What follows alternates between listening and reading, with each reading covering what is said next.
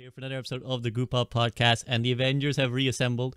It's been a while, fellas, but there's lots to discuss today. We've got Microsoft takeover, Bobby Kotick leaving, new season 7 of Overwatch, K-pop collaborations, and I couldn't think of a better squad to talk about that last one in particular than the ones assembled in this call. So let me introduce my guest in the bottom right. It is Mindplex owner Samito. Samito, what's up? Glad to be back, SUV. It's good to see you guys. I miss you guys. You know that? Like what we always cook when we're on here, and I definitely miss the conversation that takes. I'll have some takes on K-pop today, so I'm sure. Oh, yes. I'm turning my camera off whenever that happens. You guys thought like shit talking Mercy was a bad idea on the internet. Wait till you start shit talking K-pop, and then I'm literally turning my camera off. I'm not I didn't say I was associated. going to shit talk K-pop. I didn't say I'll have to. That's true. We'll That's true. save He that may one for be the a, end. a secret stand for all we know. Maybe Samito is the one shit talking others. All right. Yeah, Well, who in knows? the bottom left is my man Flats. Flats, what's up? Hello, what's up? I just woke up not that long ago. Here we are. Greetings. No better way to start the day than talking about Overwatch. Am I right? Yeah. All right, maybe. and maybe Good for once. Good for once. Good for once. And to round us off in the top left is Frito. Frito, what's up? Hi, everybody. Fighting off a cold as well, just like SVP. I think it's a group up requirement, a quota that someone's sick on the podcast. We've got 2 out of 4 this time, but True. we'll fight through. It's true. Well, I always find the energy comes back the more the rants start happening. You know, like yesterday I was streaming and I was trying to be like, I'm very low key. And then some guy just started saying some dumb shit. And I was like, oh, I got to go off on this guy for a minute. Yeah, Give me a second. Classic. So it's always how it goes. It's how it be. So, I mean, we've got a lot to discuss, fellas. But before we get into it, I just want your general thoughts. Obviously, you haven't touched base in a moment. So give me your opening feelings on just the general feeling around Overwatch right now. Season 7. How do you feel? Happy, unhappy, optimistic, pessimistic? And then after that, we'll head into like the Microsoft discussion. So, Sam, give me your take first. How are you feeling about Overwatch at the moment? I didn't play much seasons 5 and 6, I don't think, but season 7 is definitely been. I like the Sombra changes a lot. I think the Sombra rework actually has me wanting to play it more, and there hasn't been a hero like that. And I guess because you could say Sojourn wasn't really like in my role. I played her a little bit, but like the last DPS that I felt like was a hero that actually applied to my main role was Echo, and that was over 3 years ago. So it's nice to have a hero that like I'm supposed to, in quotations, right, be able to play like that was in my role that I actually enjoyed. And I think that I honestly think it was the best rework they've ever done in Overwatch. So I really enjoyed Sombra. I enjoyed playing Sombra. The skins are cool. Playing tank's not fun. I've been trying to get rank 1 combined this season, and 50 wins per role is hefty. I'm going to finish the battle pass before I'm even eligible. So I would hope they would look to maybe diminish that at some point or add decay if people are camping leaderboard or something else. But man, 50 per role is a lot. And that might be a very niche situation for me. I don't want to, casual players aren't dealing with that. But supports are too strong, and I'm hesitant on role passives, like in general. I saw you had a take on it, and I agree with you. I'm not sure if I'm on board with role passives anymore. I think it was a cool idea, but I just don't think there's any possible way to make them be fair. Like Hanzo still doesn't have one, yeah. It's just in the way the game is set up. I don't think that there's a way for role passes to be fair. But other than that, like these are all very nitpicky things. Like I've kind of been tuned out really, and I don't have any huge big problems. It's like I'm not gonna log on ever again and just never play the game. Like it's all right. It's a season. It's here. It's not much fun. It's all right. It's a season. It's here. Flats, that glowing review. How do you follow it up? How are you feeling at the moment about season 7? I'm going to preference this all by everything of this is before I hit the Q ranked tank button. Once that button's hit, everything fucking goes out the window. But until that point, very pleasantly surprised. Probably the best content season we've gotten so far. I would say honestly better than last season somehow. And last season was supposed to be the big one. This is also a off hero season, so like a map season. And I would argue it was probably the best map that's been released. I like Samoa. It's beautiful map, plays well, fights well. I'd say it was better than Antarctica. I don't know. What was the other map that was released in season 5? I don't remember. Was there a map in season? It wasn't Well, wasn't Flashpoint Esperanza was in 6, right? and Or then no? Flashpoint. Yeah. Oh, it's Flashpoint. Yeah. So, I would, in my opinion, so far, best map that's been released with the game that wasn't at like launch, and it's not even close. Content wise, I think Seagull. So Pete Seagull played the Halloween mode with us. He was a little disappointed because he expected a little bit more out of like the depth of the new game mode, which I kind of see as I kind of agreed with his point on that, where it just felt like you're fighting like super beefy bosses, but the rest of it, like the power ups, like all the stuff that was like built into it, like that was really cool. If it was a little bit more fleshed out, and if like they had time, because it might have been a little bit rushed.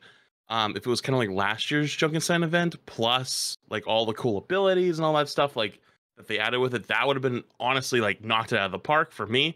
I still enjoyed it, just wasn't to the same level as like what it probably could have been. But stuff that they can implement for later, and I think I saw a bunch of like tweets and posts around that they're like they learned a lot from it, and they're like, oh, you guys actually like game modes like this, like we'll keep doing it. And I think Overwatch has always been at its best when it does like the goofy shit, like the goofy April Fool's stuff or the goofy creator patches. Like that were always some of the most peak fun Overwatch stuff. So that's been really good.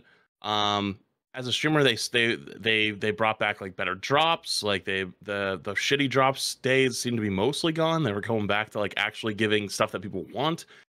And then we also had the shop event where you could buy old skins that were shop skins for credits. It seems like they're starting to become more what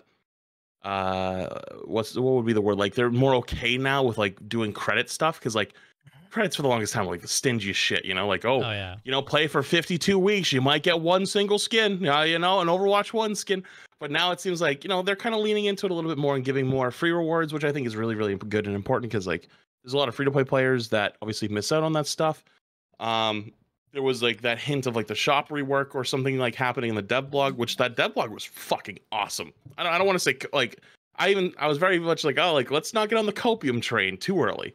But it seemed like it was just like you felt heard, right? Like it's like all the things we've been kind of talking about recently.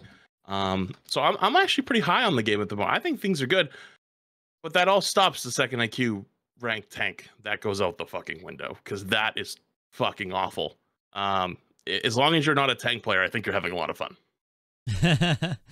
Nice Rhine mirror the other day, Flats. You won that time.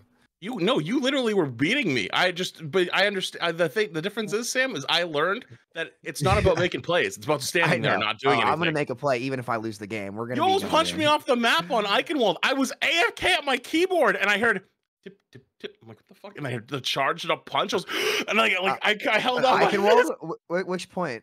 I don't. On second. Oh yeah. I was just sitting on the cart for 3.5 minutes, not doing anything. Yeah, I was literally AFK. Like I was like picking up my drink, like looking at my phone, and then I heard the punch. I was like, that game. We mental boomed that game. That was a flank on Doomfist kind of game, but it's okay. So these two are having battles in ranked, Frito. Are you? There's no other tanks queuing. It was just me and him for 9 straight games. It was actually just me and Sam for 9 straight games. It was awful. Well, we neither of us had fun. Well, yeah, you're right. It was well. Are you joining the ranked queue there, Frito? Are you going to be the third tank in the pool, or is tank doomed? How are you finding season 7? Well, I'm not good enough to get up with those guys for sure, especially playing bad tanks. Like I've been grinding the game a lot. Like I think I'm kind of with Flats, and like the direction seems to be like solvable. And I kind of give him a little bit of a pass, because when the game first came out, they gave Tank all these new toys, and then Tank was like, wow, this is the Overwatch 2 version of Tank.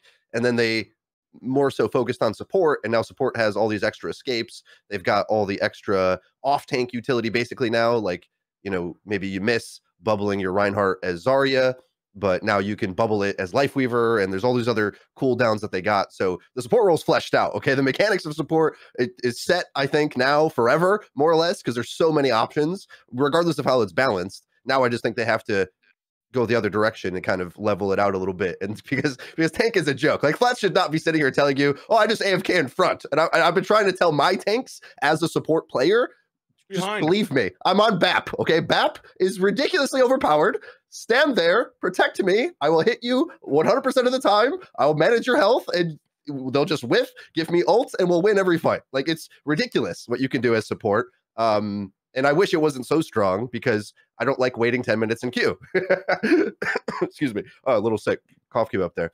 But otherwise, like the game, it's very technical now. That's how I feel. And perhaps a little too technical to the degree of double shield-esque. Like we're still not quite out of that. It was worse last season. But part of that I enjoy because you can like pick apart the positioning. It's a slower game, which I like it a little bit slower, not this slow, not like Bastion slow, but enough to be able to like feel out the abilities that are in play. That's the kind of Overwatch that I succeed better in, as opposed to full dive where it's like all mechanics and everyone needs to outskill nonstop. That's a little too rough for me personally. Though, you know, I prefer when some of those heroes are more relevant. But so that's the general meta thing. I do want to point out on the them in the blog post gave a response to the feedback of the mini Diablo 4 mode, and they seemed almost surprised that players would be interested in a replayable PvE mission. And I think possibly they might be onto something here. I mean, this is Blizzard Entertainment. They are the kings of RPG games and MMO games. What if they stopped adding heroes for a while and just focused on Overwatch 3 and made a dedicated PvE game, a full one? They could make a Diablo adventure mode endlessly replayable. I mean, Sam loves Borderlands. He's always telling me about Tiny Tina's. It's like his favorite game. What if they made like a Tiny Tina's version? No, I haven't. I played 3 though a bit. But what if they made a Tiny Tina's version of? They could have pickups. You could like get different grenades, right? Each hero could pick up different things on the map and get progressively stronger over time. This could be a winner, guys. This could be the next Overwatch game of the year, Overwatch 3. So, I don't know why they wrote that. I don't know why they respond, because they felt like we're back in Archives. It's like, this is the same thing they said in Archives in Overwatch 1. It's like, I was here. I still remember. Let's not be optimistic about the mini RPG thing you put in. Okay, a bit cynical, but like, I think it was the best PvE that we've got so far. But that's a sad reality that it is better than the story mode that they made, that they put all that extra time into. And I don't know what to do with that. Like, my dream for that PvE is like, what if they started small and it was like COD Zombies and they expanded it at its own pace as opposed to building it out, wasting all that time. And so I'm interested in what they go with that next, but at the same time, it's like not had any impact. It's like there's not really anyone besides Overwatch players that even know about the Diablo crossover event and how it's like decent. So I didn't even know it was a thing. What they know from the controversy? Is it still up? There was controversy? Around the bundle. People were big mad. Saw the price tag. Right, around the skins. Nobody's talking about the game mode, right? It's always monetization. Is it still up right now? The bundle? No, the game mode. The game mode.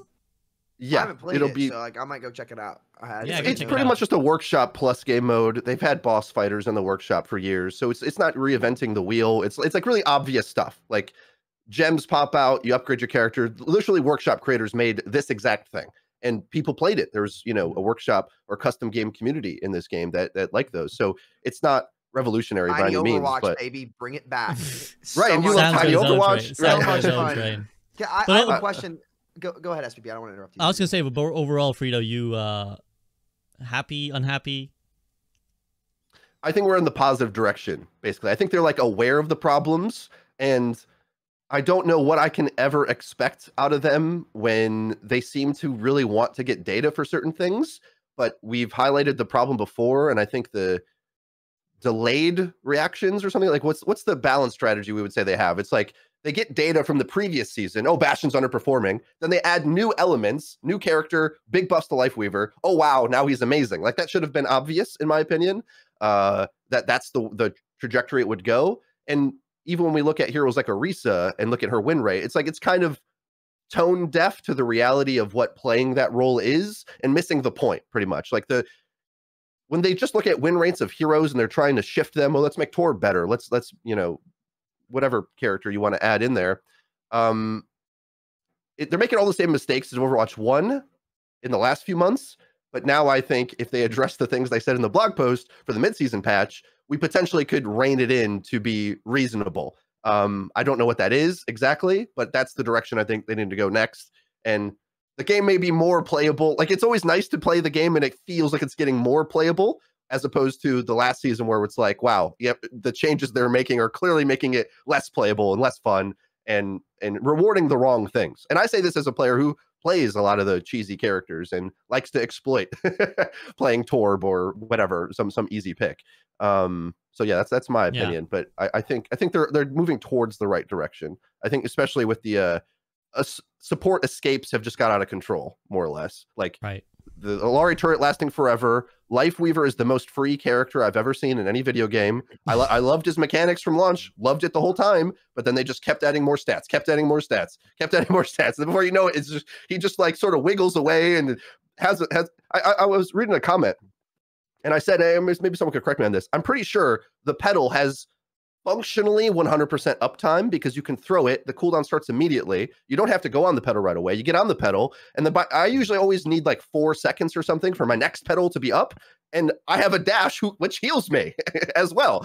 So it's like, I feel like I should never die on that hero at any point. And people felt that way about Kiri, but Kiri needs to do damage to actually ever make a big play. Whereas Lifeweaver is just like farming up trees left and right. And what it is the fact that you cannot miss a heal. It's almost impossible to miss a heal. It's that range is it's a old brick pack on every second is what it is. It's literally like the old brick pack every second. And brick pack was heal over time, right? The original one, like the OG brick pack that was like it would overheal you. It was over time, I'm pretty sure. Health, but you could put out like it's comparable to that. But yeah, you continue. Right? Yeah, I see what you mean. Yeah, I agree with you. I was just trying to, because like heal over time, you could at least damage through in theory, but a big burst of extra health. It's like there's a lot of characters that are super annoying now with that. Like I can't miss heal. But I think like mechanics wise, I think that's good for the game because we want support players that can express themselves with that kind of gameplay and not need and like. Maybe you don't have the aim required to heal that much as Ana, but like, what should you get out of it for what you put in? Obviously less than you're getting now is what I think. Like the cleverness of the plays. It's not any of the mechanics I hate because I liked them when they launched him. It's just overkill. It's way too much. Yeah, I agree 100% on that assessment of Lifeweaver, where it's like I was also a big fan of his, big supporter of like, I think Lifeweaver can work. I really want this character to work in the game. I love the style. But their solution has been just to kind of like blanket buff everything and like overtune the hero to make him playable rather than address perhaps some of the fundamental reasons why the hero isn't playable, which leads well into kind of my feelings on Overwatch because I kind of want to go on a little bit of a rant now that you got me going on the whole dev blog Orisa thing. I'm kind of like maybe halfway house between you guys where I'm glad to see you are largely all optimistic, and I agree with the sentiment that Overwatch is great until you play it. Like that's a very odd thing to say, but I think everything that they're doing around playing Overwatch is amazing. And I think actually, as creators discussing it, we should acknowledge all the things that the development team work on that are not just the gameplay, right? So it's like the skins have been amazing. Like the K-pop collab we'll talk about in a minute, but that's also awesome. Like I'm sure if we like thought back 2 years ago and we were like, oh yeah, Overwatch is going to release a season, which we'll have a K-pop collaboration. They'll have done a anime collaboration with One Punch Man. And they're going to do a crossover event with Diablo. And you have like a Lilith Moira skin and an in-game mini PV event. We'd be like, wow, really? Like Blizzard Entertainment are going to do like a K-pop and an anime collab, really? Because it's like some shit Fortnite would do. So we always looked at that with envy. So the fact that they're doing this kind of stuff now is awesome and unprecedented, really. And yeah, like you guys said, I think the PvE mode, ironically, is the best PvE thing they released, even if it's not massively in-depth or anything. I thought it was lots of fun. The loot mechanic was very entertaining. And I also shared Frito's, I don't know, sarcasm, cynicism, whatever, when I read that passage in the blog, when I was like, yeah, so you picked up that people like a replayable story mission with collectible items, really? Did you pick that up this time? Okay, I see. You'll incorporate that next time. I see. Gotcha. But I do think that the place where I have the least faith is the balance. So I don't think I'm necessarily as optimistic as you guys are reading the blog about like what things they're going to address, because they said that they're going to nerf support or slightly address some of the things, but they also said that this was going to be the same size of balance patch at the start as they had at the start of the season, which was laughable.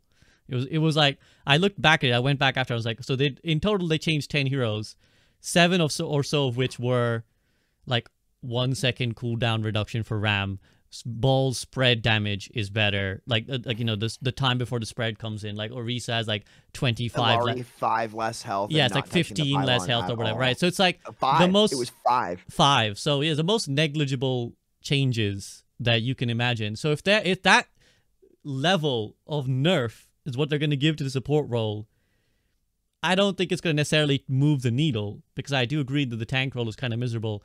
And that's where I was disappointed reading the devlog. Now we're just kind of on that issue. I know we got lots of other things in the Microsoft issue looming as well, but now that we're on the devlog, the thing that I got really disappointed reading is that they acknowledged the support creep, as we might call it, but they didn't acknowledge anything about the tank role, which is where I'm most upset. Because I think, having done the role debates now, you know, we did the tank debate, we did the DPS debate, the support debate. It was pretty clear what the large sentiment is amongst the players of each role, right? The tank players, universally, like, we're miserable. It fucking sucks. And everybody else knows it too. Everyone else is like, yeah, tank sucks, man. We can all see it. The support players were all like, yeah, look, I think a lot of the heroes in our role are overtuned. And we're very happy to tune them back. Like, we acknowledge that these characters are overtuned and should be looked at. And then the DPS players were like, yeah, no, we just counterpick the tank. That's what we do. Like, that was genuinely what, and when, like, you know, people like Craggy and like Deku are like some of the best ranked players that I know, they're like, yeah, all I do is counterpick the tank. That's what the best players in the role are saying they do. You know, that's like a bad problem, right? So the fact that they never acknowledge at any point that, like, yeah, that we've created a fundamental problem here with the tank role of, like, it sucks, and the whole game is revolved around ruining their fun. Not just about the mechanics of it, but literally it's designed around make their life miserable. I think it's very disappointing, because the closest we got was in the last patch notes. They said, we're nerfing Orisa, but we still want her to be good, to be an answer to heavy CC comps. Which hilariously doesn't address the fact that I thought the whole point of Overwatch 2 was to not have heavy CC comps and to not have heavy CC. So you're acknowledging that they're back, and you want a hero specifically to play into it, but you're not going to actually remove the problem in of itself. And not to mention that Orisa also creates the problem, which is where I want to get into, like, my quick rant before I hear back from you guys, because Flats is dying in misery right now, I can see. But Orisa also creates the problem of the CC, because she has 2 very annoying ones in her own kit. So this idea that, like, the win rate of the hero is fine and therefore she doesn't need addressing, I think is where a lot of our problems lie and where a lot of my cynicism comes from. Because I think it misses the picture entirely. Like, if that's your approach, if you're like, oh, well, her win rate is fine, Rein is better. Win rates, pick rates, they are illuminating to some extent, but they don't necessarily answer the truth. And Orisa is a great example, I think, because you could say, well, Rein has a better win rate in the medal ranks, is what the developing blog like alluded to.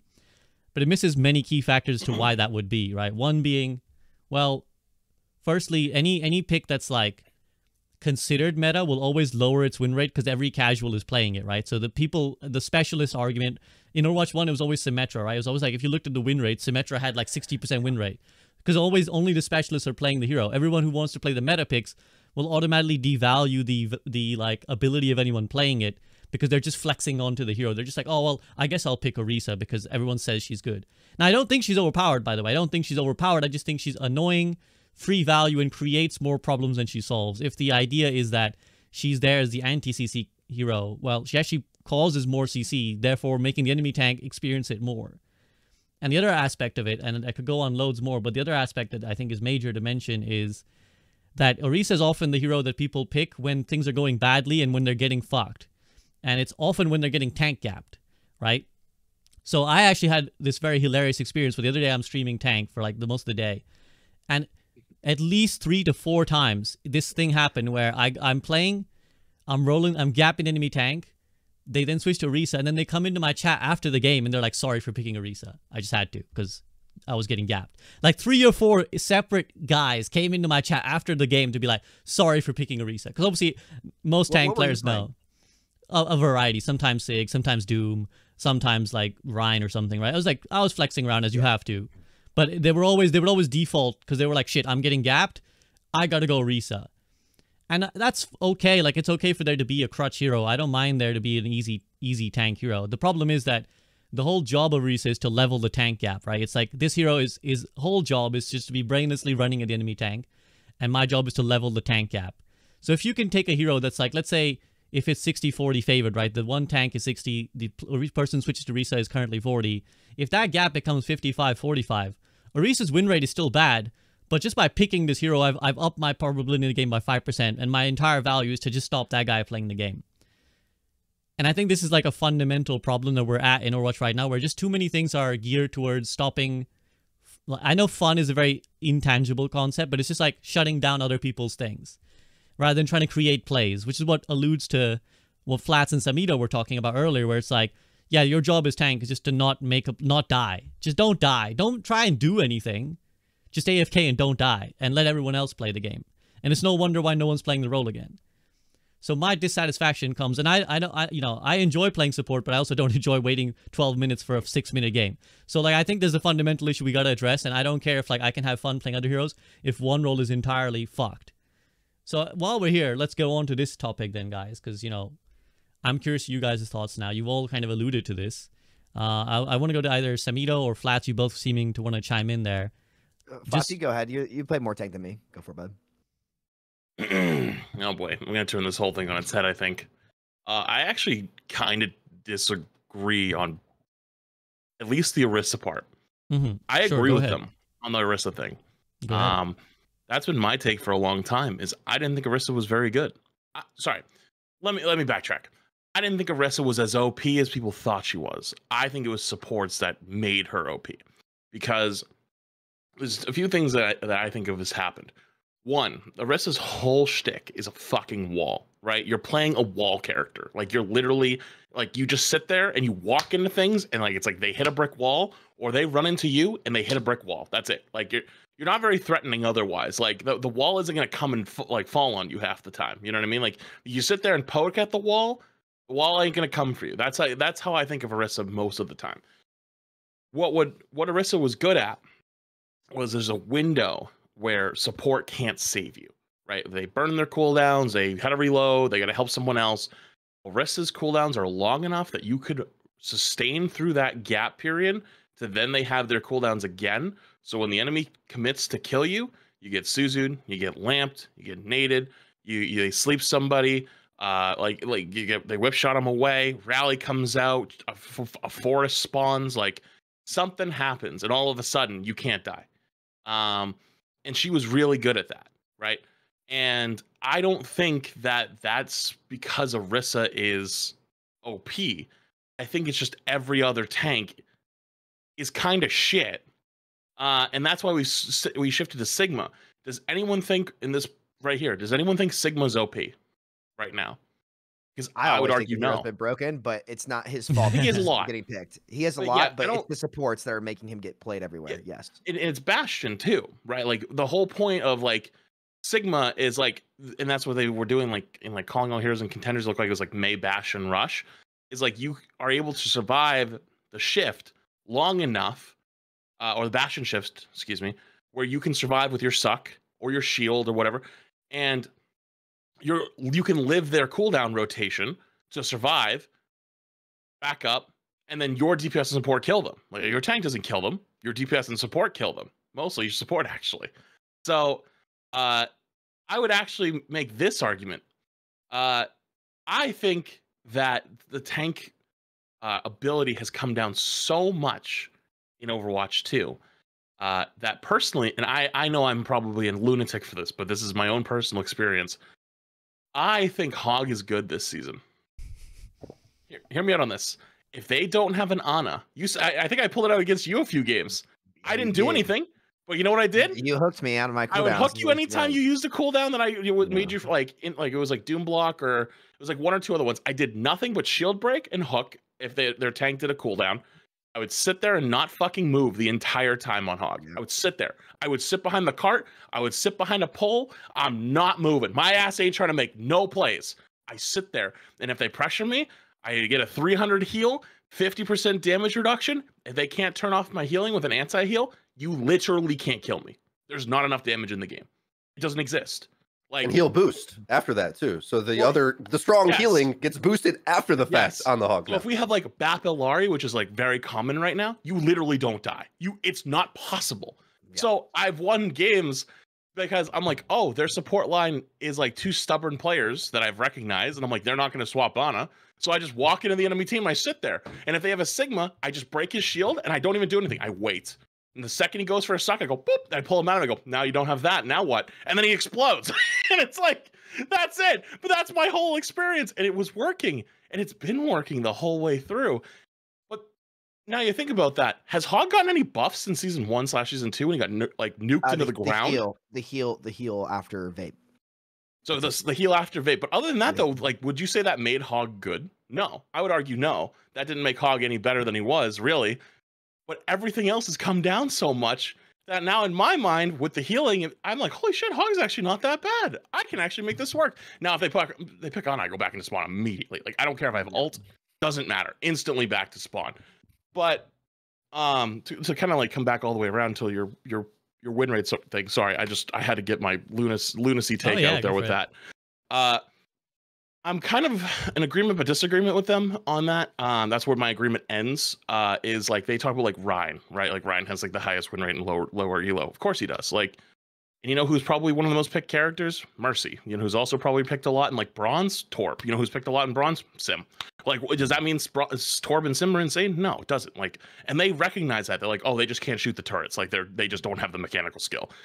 But like that's where it ends. They're like, oh, well, beyond that, they're just picking those characters. Like, no, like. There's also, and I wish Spillo was kind of here for this, there's like psychology in Overwatch, and I think that's kind of where it plays in the Orisa thing, where there's almost acceptable characters to play, right? In certain circumstances, there's acceptable characters. And so when someone's getting hardcore gapped and their team's starting to get kind of annoyed, like, oh, what are you doing over there, tank player? You're getting rolled. They're like, just go Orisa, right? Back in Overwatch 1, it was just go Brig, right? Like whenever you're getting rolled by a team 1 support, just go Brig.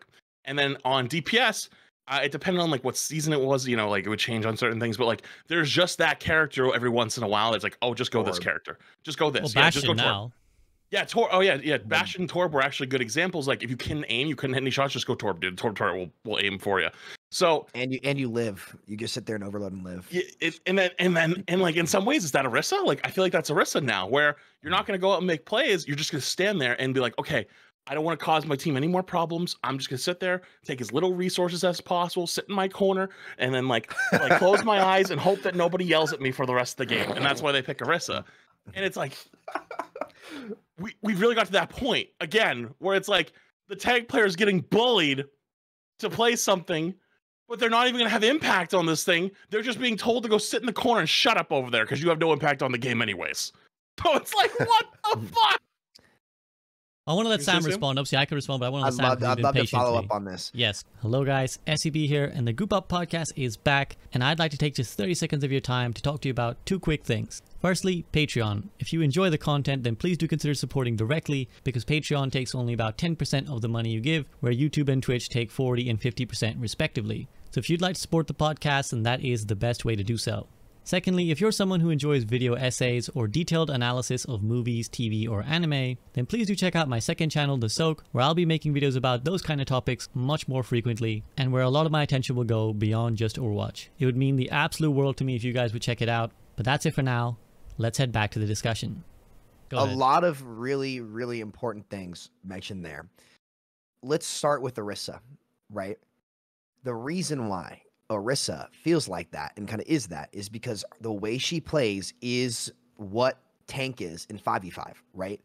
You kind of just sit there and spam your cooldowns and you can't really get punished. It's not like you have to go super, super aggressive. It's like at its skill floor, it is just the way that character flows is just what a tank does in this game to be successful.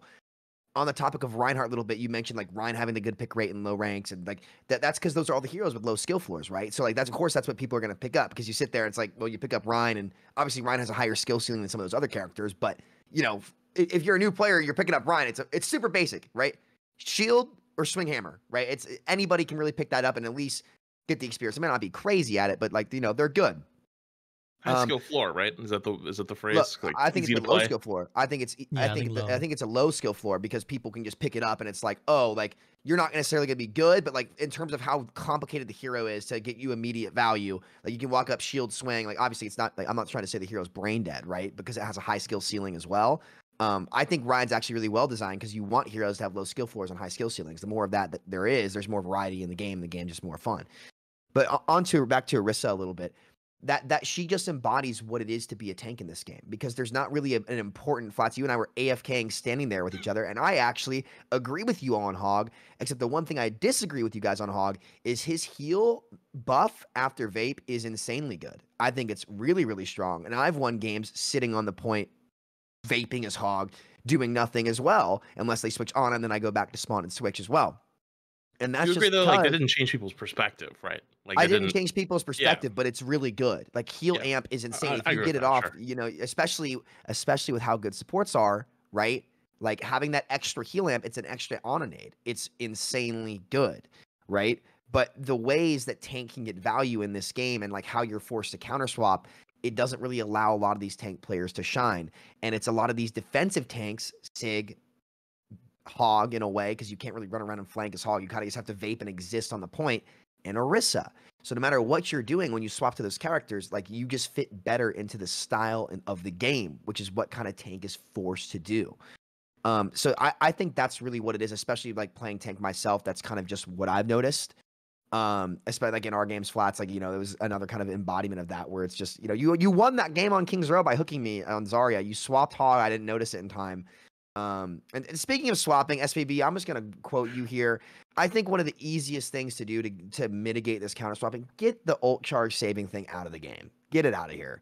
It is such a terrible, terrible addition. It's a good try, but one thing that I want to talk about later down the line when we're talking Microsoft is, did Overwatch 2 achieve its goals? And one of my viewers sent me the original dev blog, and I was copy pasting it in our game Flats as we were literally just counter swapping each I other was over and over and over fucking again. dying. Is they claimed when Overwatch 2 came out that they were going to have less emphasis on hard counters and counter swapping. Now, 5v5 forces this more. I'm going to try to stay away from the 5v5, 6v6 discussion to the best of my ability today. That's not what we're talking about. We don't need to hammer this one home. It's off subject. But for this thing, it's a little bit relevant. Like, you know, like especially for tank, like Overwatch 2 actually does the opposite. So at least in the essence of the maintaining your ult charge, that's an easy thing that they can get rid of that would help mitigate that. Because can we all agree that counter swapping is more important in this game? I think that's a general consensus. Would you all agree with that? Is that a fair thing to say? 100%. Absolutely.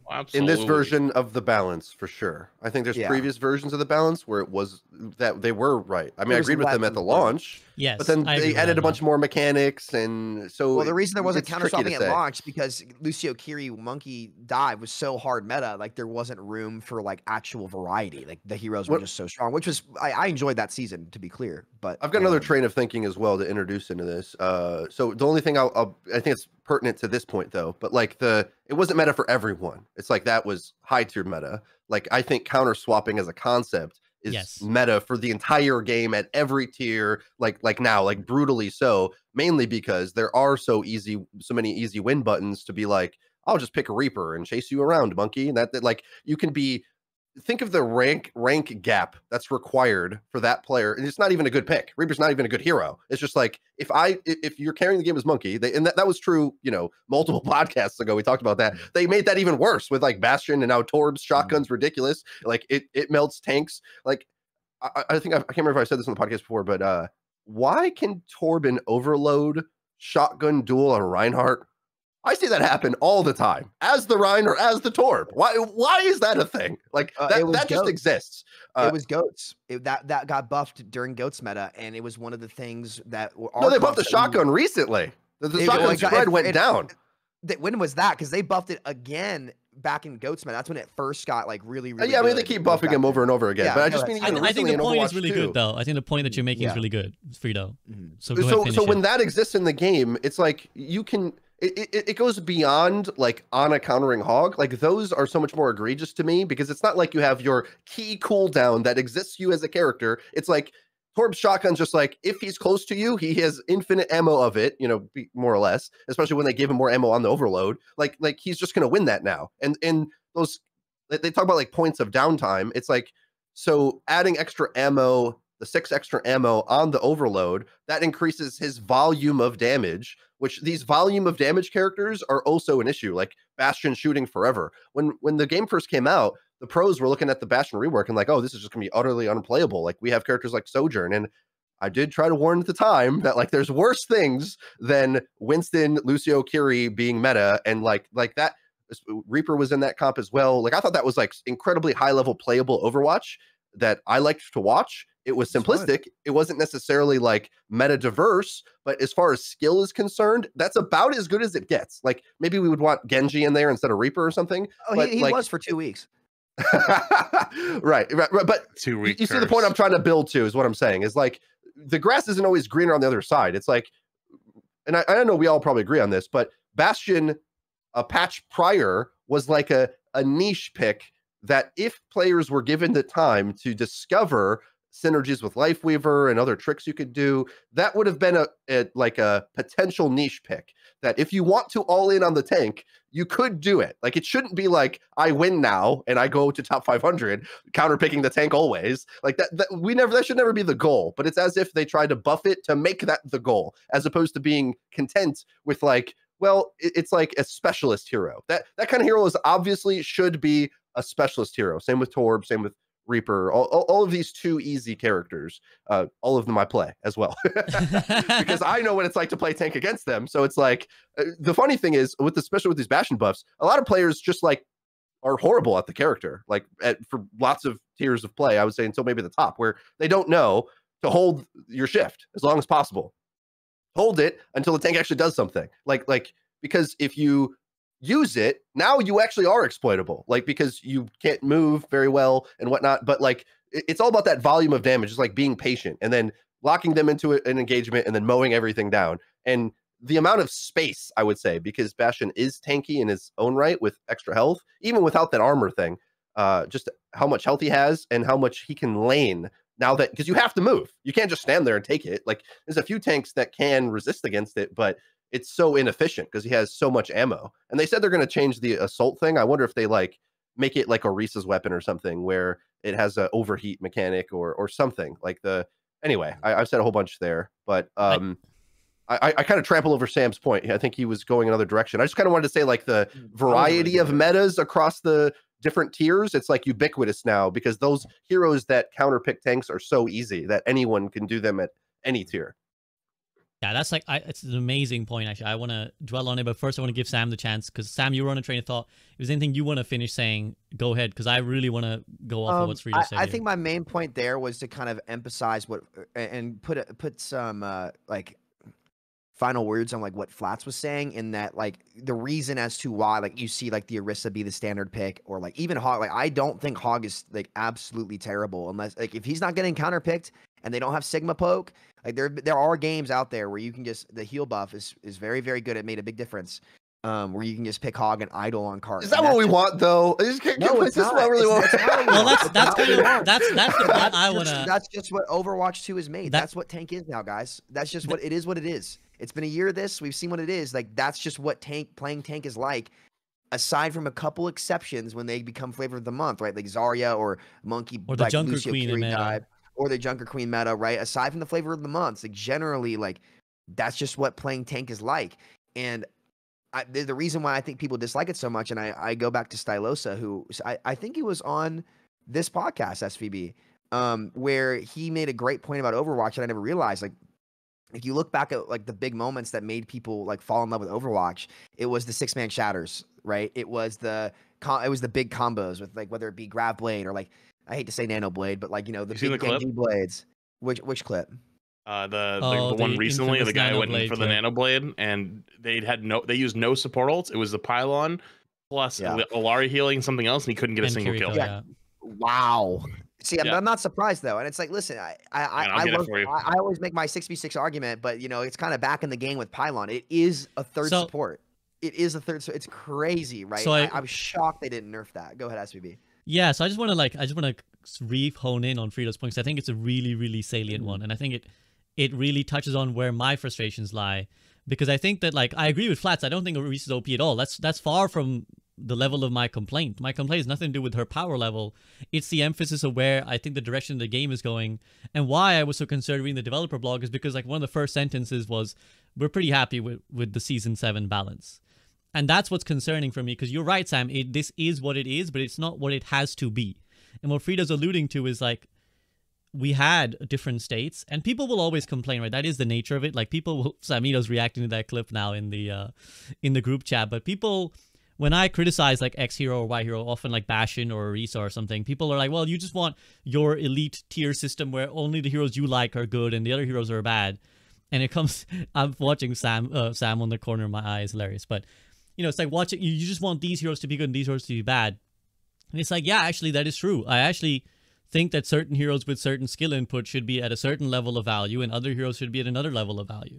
Like, I don't have anything against the existence of an Orisa. I don't have anything against the existence of a Bastion or Moira. To be blunt, training wheel heroes, right? Like, there should be heroes that are easier to access. My problem becomes when the emphasis of the playing of these heroes becomes as good as anything else. And again, when so much of the approach of the balance of the game seems to be to just negate any skill gap via the pick. This was the whole reason Overwatch 1 fell apart, right? Was the whole your picks mattered more than how you played them.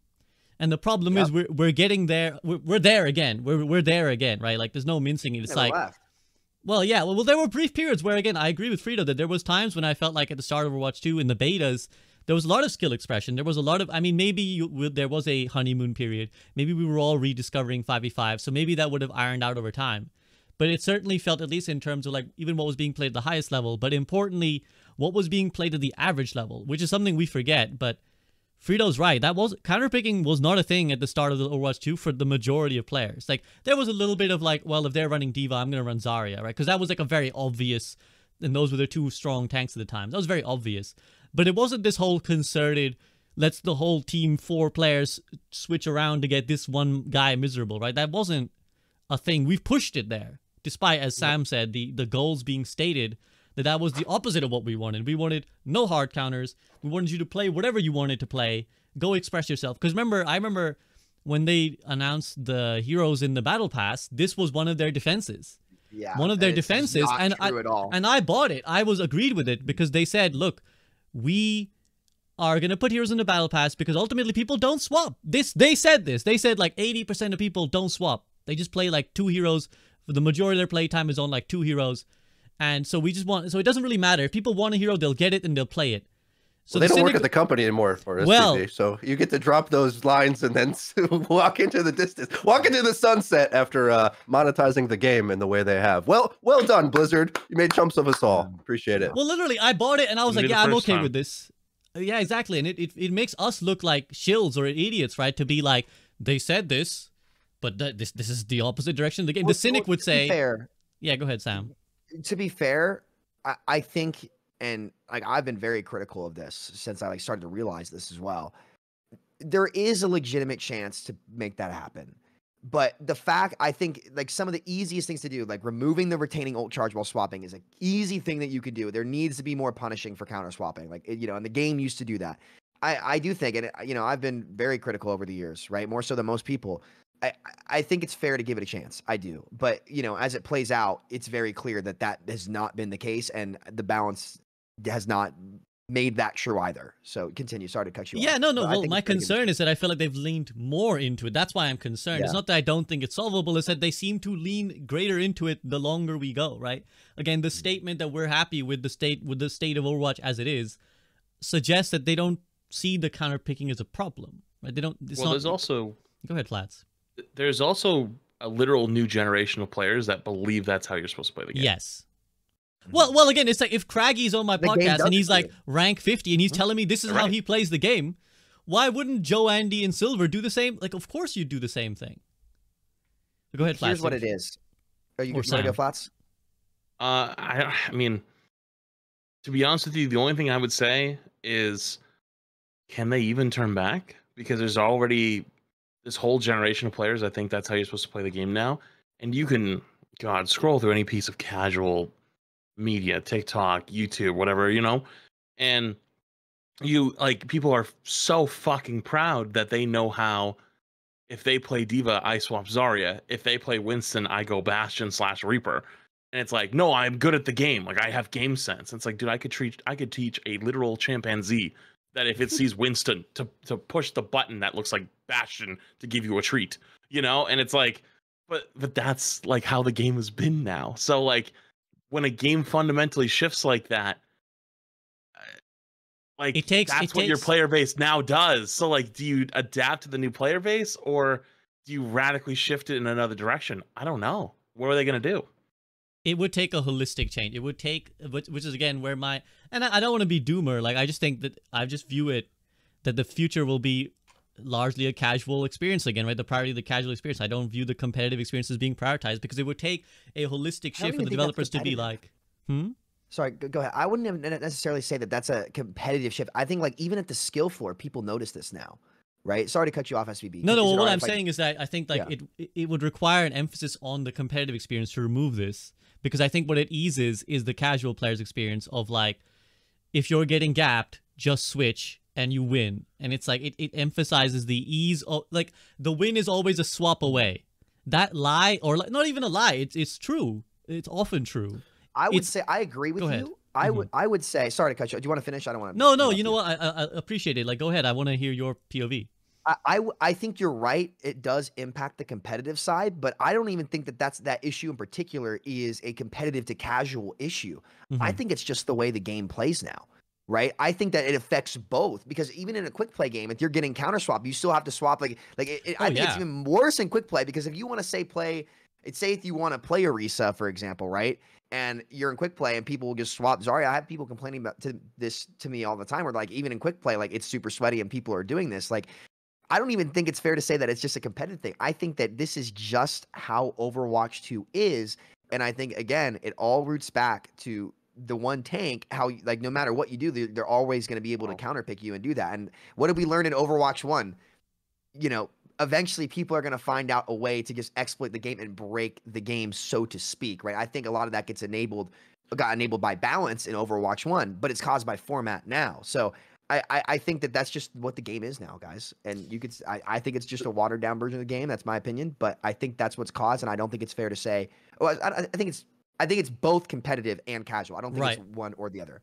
I think there's also an argument for the casual player that just wants to play heroes they like. Like, I thought that was kind of the whole point when they launched the game, and in their original blog post launching the game, it's like you can have your own little subset of heroes without needing to. Meta slavery is not casual, in my opinion. Like, I think being required to play a flowchart.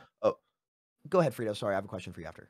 Requiring to play a flowchart of counter picking it's too severe. It's like it should be.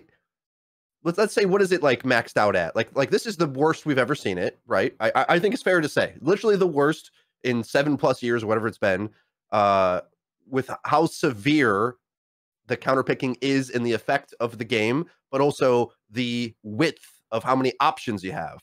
Because especially as they add more support mechanics, it's like there used to be a gap maybe that if you don't play whatever support, like the best option you have to escape the doom is Moira. Well, now you also got Brig and Lifeweaver or whatever. Like, you can play these. There's lots of other options to dodge specifically. And yeah, I am going to pick on support because that's the one that has the transformative mechanics, as opposed to damage, which have some transformative mechanics. The handful of ones that I always rag on that annoy me, the I win the tank battle DPS, I'm not a fan of either. But I think like now that you have both in the game, it just needs to be relooked at. But I think like casual players, they deal with their Genji picks getting countered by Moira. That's been the case in meta ranks forever. Like, you know how hard it is for like a meta rank player to outduel a Moira who can self-heal and zaps to reflect. It's ridiculous. I can't do it on Genji. Like, right. And I think like some of that is okay in the game, a little bit of it, because like the ceiling of Genji is so high. It's like, well, I kind of get over it, I guess. But the whole game feels like that interaction. It's like it's just a series of that interaction of, wow, this character is so much easier. I need to perform like 3 ranks higher on a countered pick in order to have a chance against a counter pick. Yes, I think that is the point. I think I'm sorry if I don't want to dwell on this, but I think I misrepresented my point, because that's essentially what I'm in agreement with Frida on, is that where I think that where I'm not positive that this will improve is because I don't think it will benefit the goals of the game, right? Because I look at this and I'm trying to understand why we've gotten to where we've gotten to. Like, what is the developer POV to want this? And I can only imagine that whatever goals they're looking to achieve are hit. I was discussing this in my chat yesterday. Some very cynical takes popped up where they were like, "Oh well, maybe it's because supports buy the most things, and so they've buffed supports because the money is coming in." I don't believe that. I don't think they'd ever be that cynical or that, you know, like rampantly greedy. I think it's probably a much more like a correlation rather than causation, where it's like whatever they've done has probably increased their concurrent players or something, right? It's like the Probably current play playtime state. per session.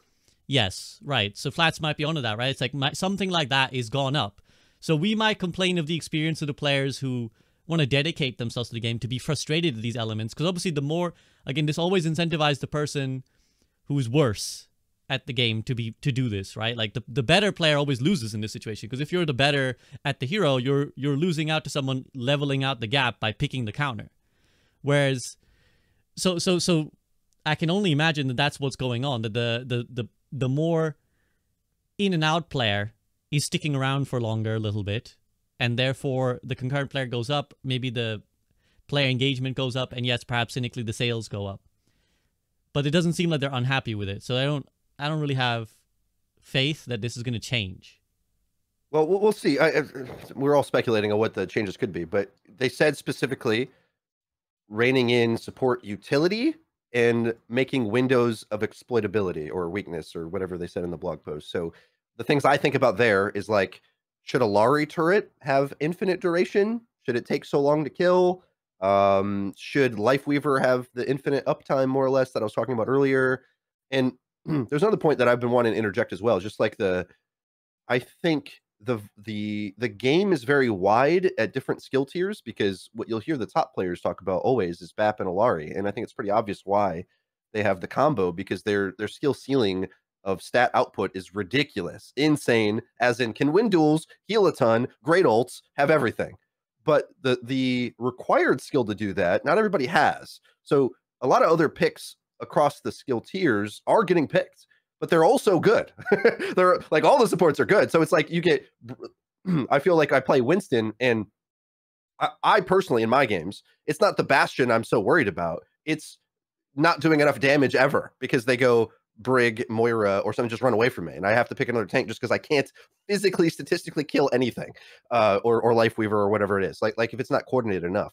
So the leverage that tank used to have to either make plays, make space, whatever point you want to make, that's gone based on the diversity of effective supports. I have a hot take, right? So I think the game's actually kind of balanced in that there's a lot in it, but it's a counter pick balance. It's like you got to go ring around the rosy and pick everything, or just default to what won't be countered the most. Like if they're on bad picks, you can play other bad picks. Like that happens in my games anyway, until you reach the higher skill tiers where everyone's playing the I nuke you from medium range supports, and then your tank has to hide while the supports play the shooter game.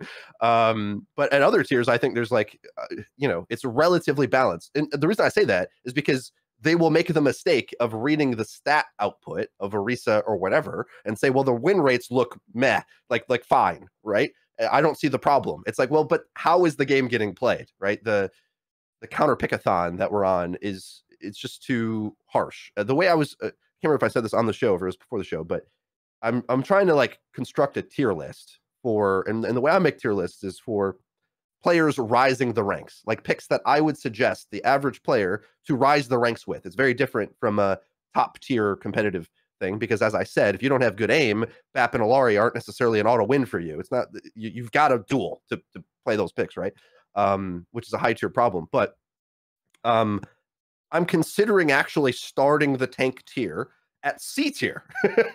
Like that's like the baseline, because if you think of the roster of tanks, it's like if they want to, they can counter you if they just pick, because the 4 other squishes on the enemy team have a much larger proponent of counter picking than I think people give credit for. And I'm interested to hear you guys' take on this as well, because I've been trying to say this. I think the entire community thinks the tank counter picking game is where it ends, but in reality, I think a much bigger percentage of the tank countering game is your interaction with the enemy tank. So if your team comp, if your squishies either easily die to that tank, don't avoid it, or can't counter it, it kind of doesn't matter what you're on. You're still going to lose, because they need to contribute a Mei, a Bastion, a Torb, whatever, a BAP, or whatever it is required for the situation. Like there's so much power in those that team comp, the team comp strategy, the macro strategy of the game, of the whole team comp, is so important that if something's wrong, then the ripple effect is massive. And when the game was simpler, your skill expression could kind of outweigh that. There'd always be like some weakness that you could go exploit. But now there kind of isn't a weakness if they're running a good comp. It's back to the Overwatch 1 team comp builder aspect of it that I always complained about, that I didn't like. And I feel this kind of the same with Overwatch 2 now. And it's with the complexity of the game that's viable. Like, there's so many comps you can run effectively that, like, you need to counter, basically, otherwise you'll lose. It's not so much on the individual player so much, because the gap of the team comp is severe, which in some ways I kind of like a little bit, because it means the strategy matters. I just don't like the strategy to be revolving around easy picks. I'd prefer it to be like a little bit more challenging than that. All right, sorry. That's no, a lot of stuff. Well, I remember Sam. I remember this was the point Jake made in our 6v6 5v5 debate, because he said this, where he was like, actually, the mass counter swapping is indicative of a balanced game, because there's no one.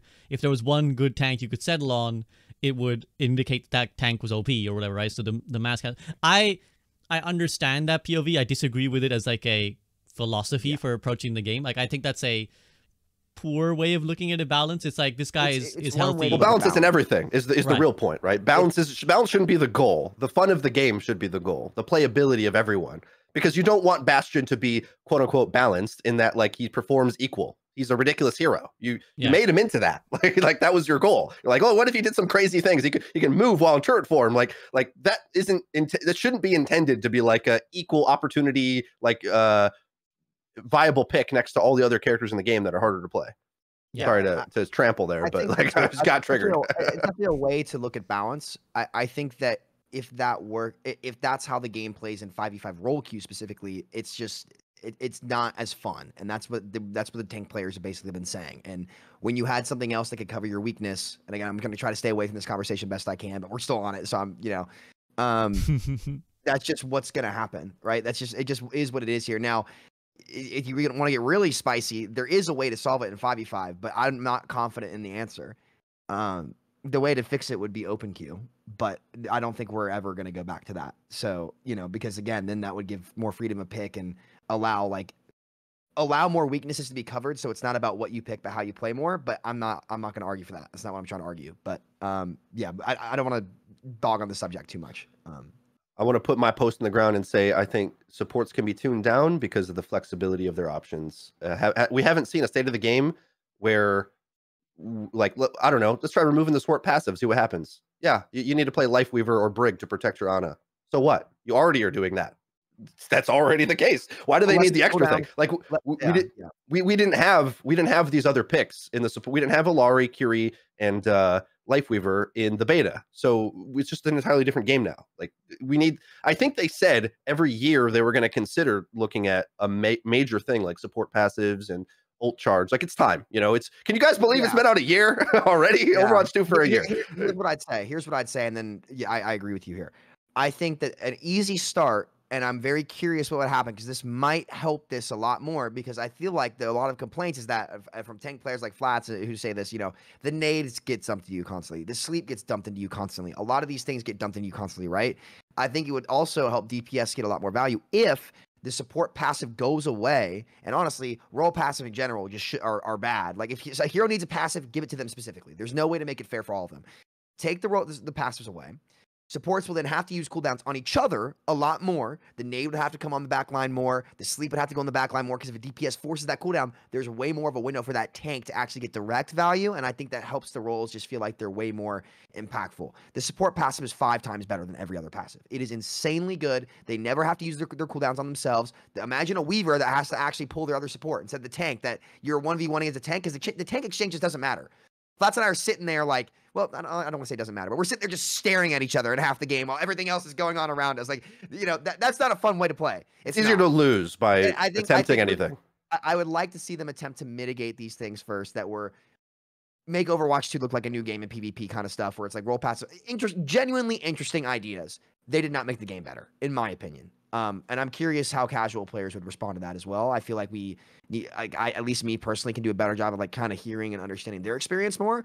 But I think that would be easy things for them to look at, and to get rid of that feeling of just, the meta of counter swapping. I don't know if that's even the right word, to be honest with you, because it's technically, if you're picking Reaper into a Winston, Reaper's a bad hero. Is that meta? I don't know. I'm gonna go down a tangent here, but yeah, I think that's an easy thing for them to do that wouldn't require massive changes to the game. Well, there's lots of good points there. I'm gonna let Flats chime in if he has anything to add before we do move on, because I know we've kind of gone on this a lot, and obviously while I have plenty of strong feelings on the issue, there's plenty to cover as well. So Flats, you have any more things to add? I feel like casual players still think support is weak because they don't play it to the full level. So like they play like the heal bot style, and even if they start doing damage, they're like, oh my god, my tank's not doing it. Like you can literally ask any Overwatch 2 player from bronze to GM, what is the tank counter picking meta? So like, oh, they went Ryan, let me go Ram/Orisa. Oh, they went Winston, let me go D.Va. Oh, they went D.Va, let me go Zarya. Do they know the support counter picks? Probably not. Do they know the DPS counter picks? Probably not. Everybody knows the tank ones though. So you have all these different levels of pressure, and everyone in the game knows your counters. So it's not even like, even if you're like a silver Reinhardt player, you're just playing fucking Ryan, you've got some support player behind you who's playing the most impactful role right now. Let's not get it twisted. The most impactful role right now, who's screaming at you because they're playing Ramattra and you're playing Ryan, so you need to swap your character right now, even though they're playing Moira. It's like, okay, dude.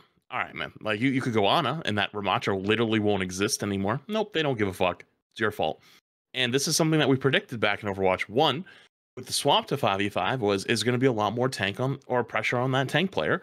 And when the game was originally released in beta, that's why it was giga buffed, because it needed to compensate for the pressure that would be put on the character, on the role. And honestly, SVB, I want to bring up something really, really quick, and then we can move on. Oh, yeah. I remember you made a tweet like 2 or 3 months ago. I was kind of like, I was in my I don't give a fuck about Overwatch like balance at the moment, like leave me the fuck alone moment. But I remember you posted something about like, like tank being extremely difficult to play, and like everyone's like nitpicking, like, oh, you could have bubbled 1/2 a second later. When a game gets to the point where you have to literally be a perfectionist to play the video game, it's no longer a video game, it's a job.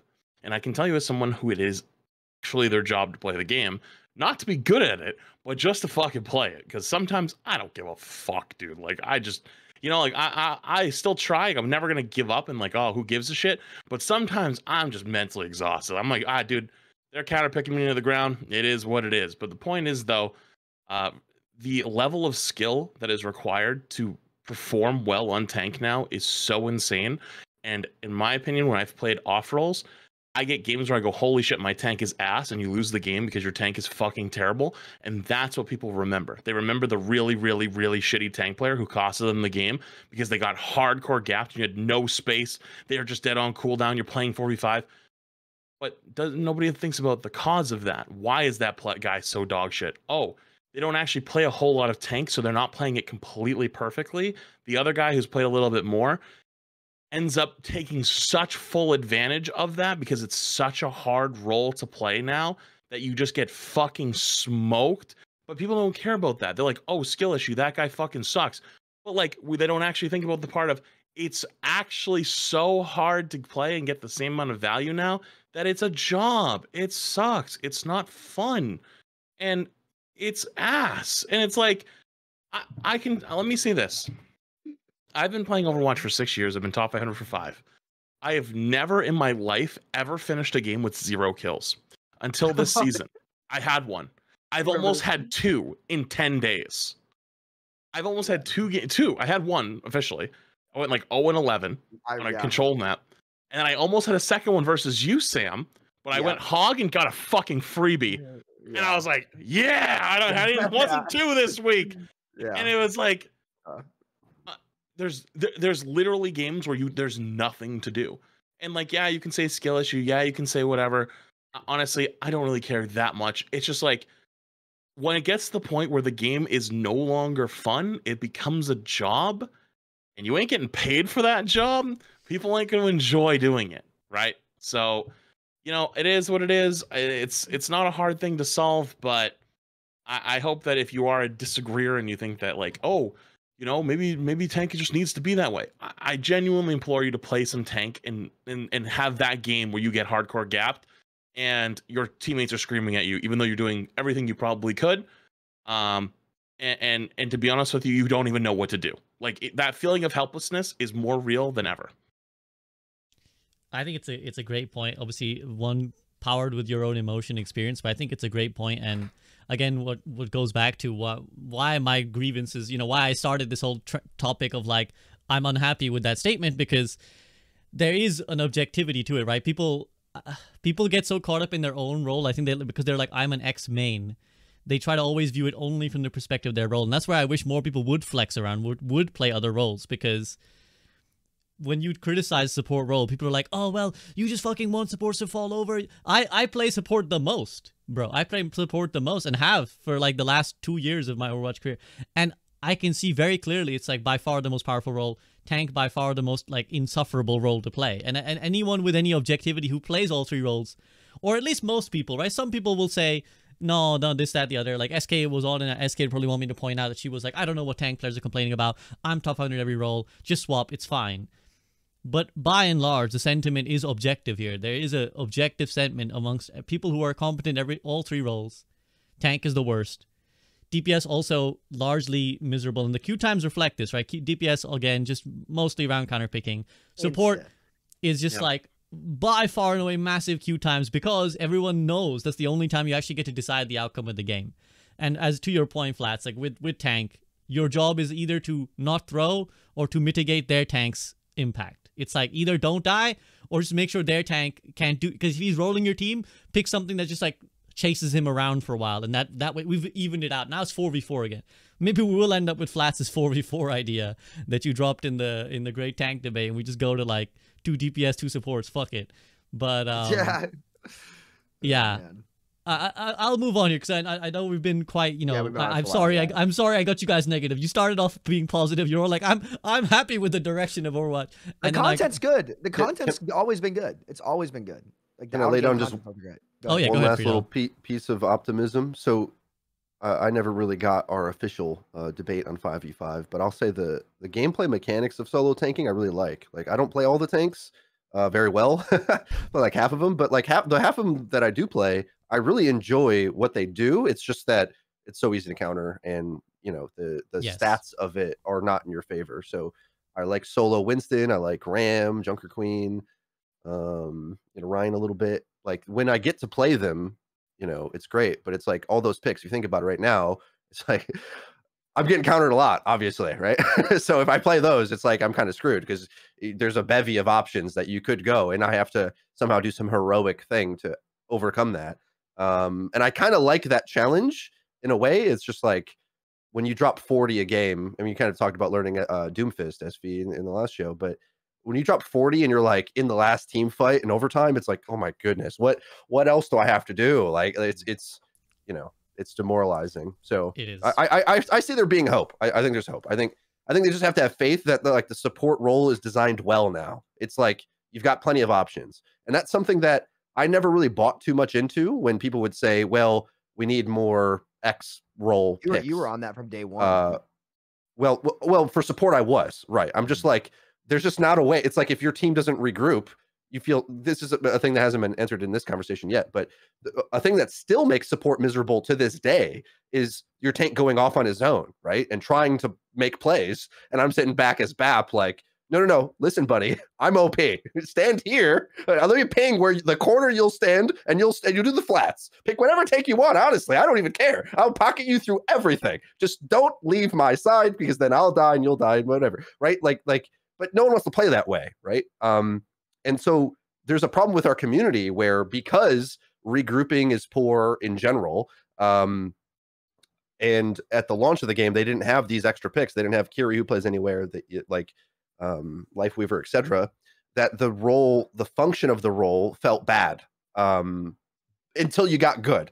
And the only pick that really stabilized that was Lucio. We haven't mentioned him at all, obviously, because he's been power crept out of existence. But he's another like one of those picks that like got the team to play together. But now we have multiple of those, where whether it's you're teleporting through walls or life gripping your tank back, you've got the mechanics now in the game, so we don't need to overcompensate the performance of them. That's that. And if they see that and then tune back and aren't afraid to be like, you know, we keep nerfing the support passive. Let's just take it out. Let's see what happens. See what happens. I think the game would just be like better because then it would function the way you would expect it to. In that, if you try to run a greedy backline, it's going to be tough, and it would give more value to the protection style supports, which they're doing anyway. You're already picking that in those situations. It just is an amplifier that's unnecessary, and that just seems so obvious to me that if they do that, the game will function a lot better because tanks can provide some leverage to make space as opposed to hide all game.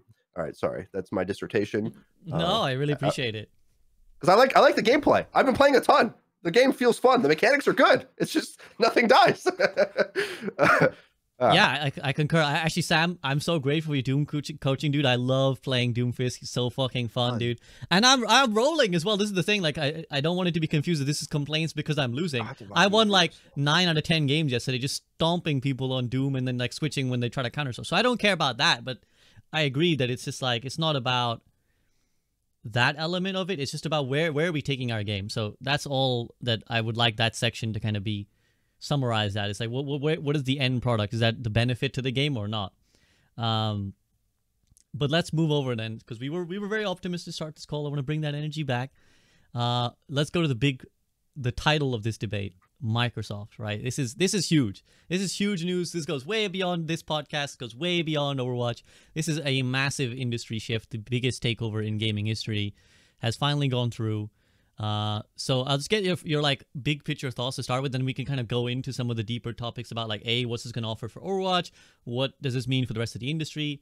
So like, yeah, just a quick touch base. How you guys feeling about this? Happy, optimistic, or do you think, I'm actually a little bit skeptical? Sam, you go first. I'm skeptical, right? Because ultimately, like, it's going to be, well, okay. So let's take a step back and look at Microsoft in general, okay? What do they usually do when they take over companies? They have a pretty long track record of, like, LinkedIn, for example. They came in and they changed everything. Like, they almost cleaned house. Like, it was a big, massive change, right?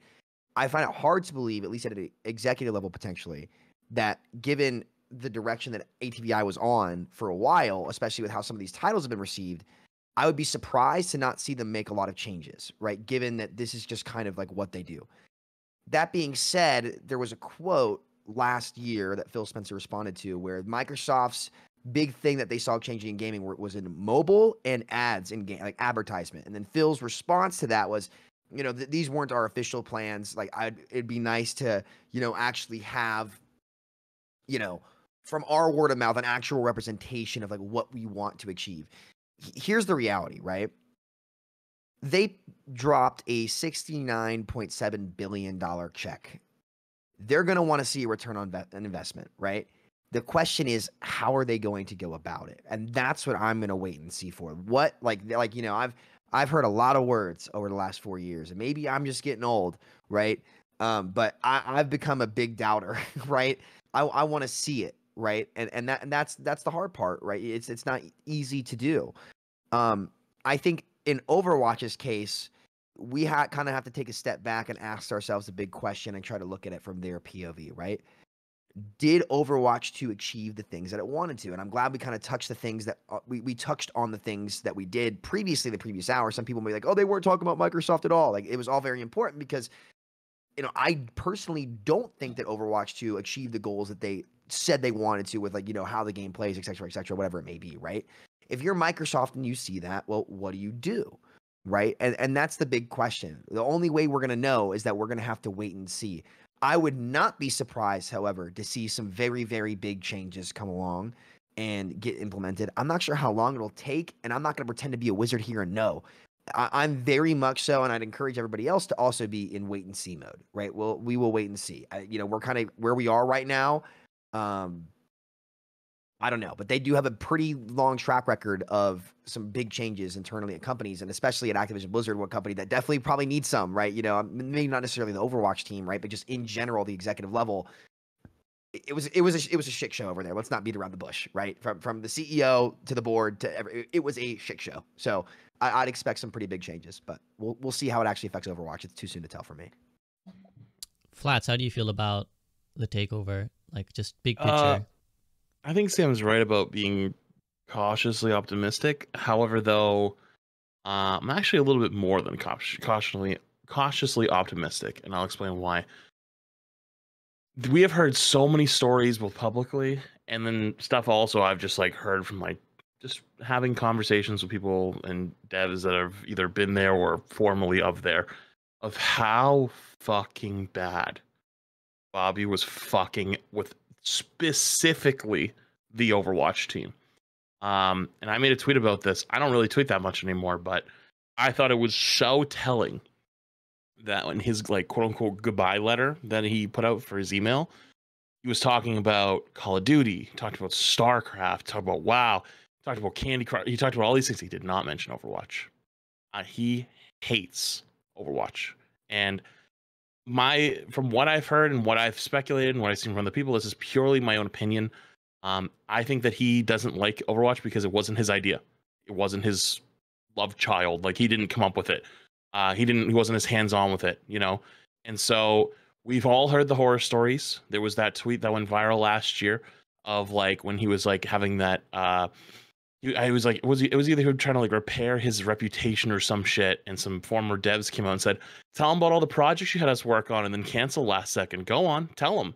And so there's things that we don't even know that were made for Overwatch 1 or for Overwatch 2, both, going into it, that we never even saw.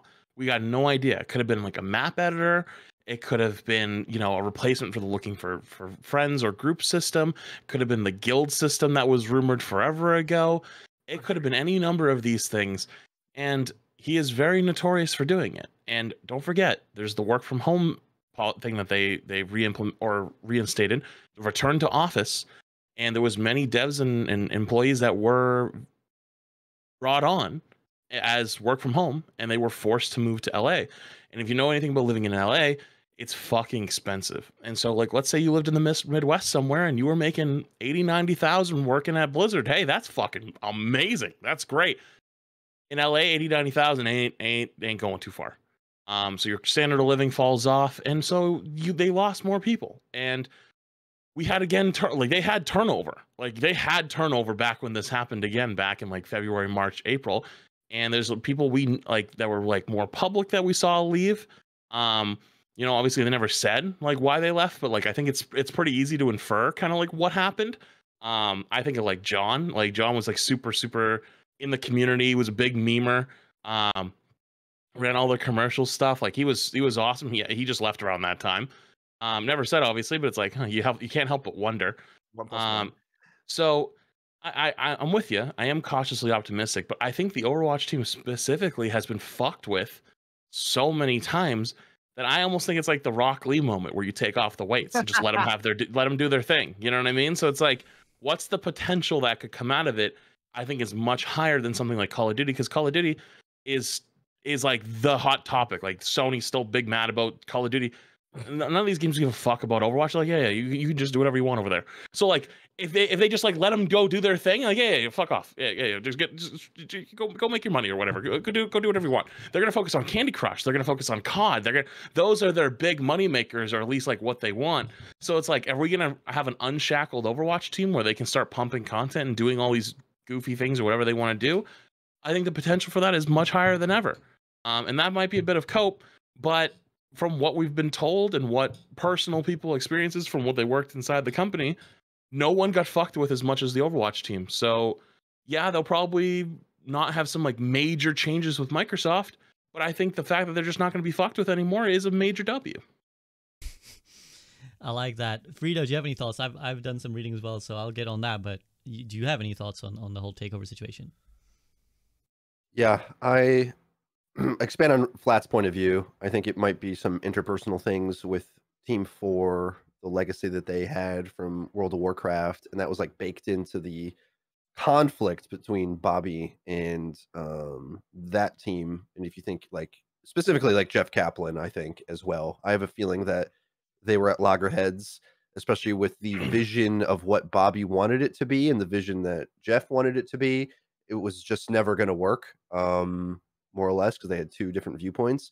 The thing that I'm most excited about the change of company is that we've finally all, I think, collectively as gamers, at least like, I'm going to say a good percentage of gamers are clued into the extra layer of behind the scenes now. Whereas I would say 20 years ago, maybe, or especially prior to the lawsuit, like there was still a veil of mystery over Blizzard where it was still, when you think of the launch of Overwatch, of course, a lot of people don't remember the reputation that Blizzard had at that time. It was like the second coming, more or less. Oh, they're making a new game. It's got to be the greatest thing ever. So it was almost the anticipation of anything they made was going to be welcome with open arms, just from the legacy reputation that they had. But Bobby leveraged that, and multiple times, where if some problem that he had, he has a playbook that he would run. And more people are clued into what that playbook is, where it's like public scandal, make an announcement. Like that's how that goes. Like promise more, distract, deflect. Yeah. You know, the writing apologies for placeholder token positions to say that are in his words. Like he's playing both sides. It really is like, I'm trying to think, Succession or House of Cards. Like he's on this kind of level of manipulation, right? That's not an exaggeration. The whole pounding on the desk, dude, like, you know, that's the guy. Okay, that's how he's run the company so far, and it's not even. It's been too long that we can draw the dots. That it's obvious now when the next one's coming up, because it's like, oh, you've done this 100 times. We know you've done it.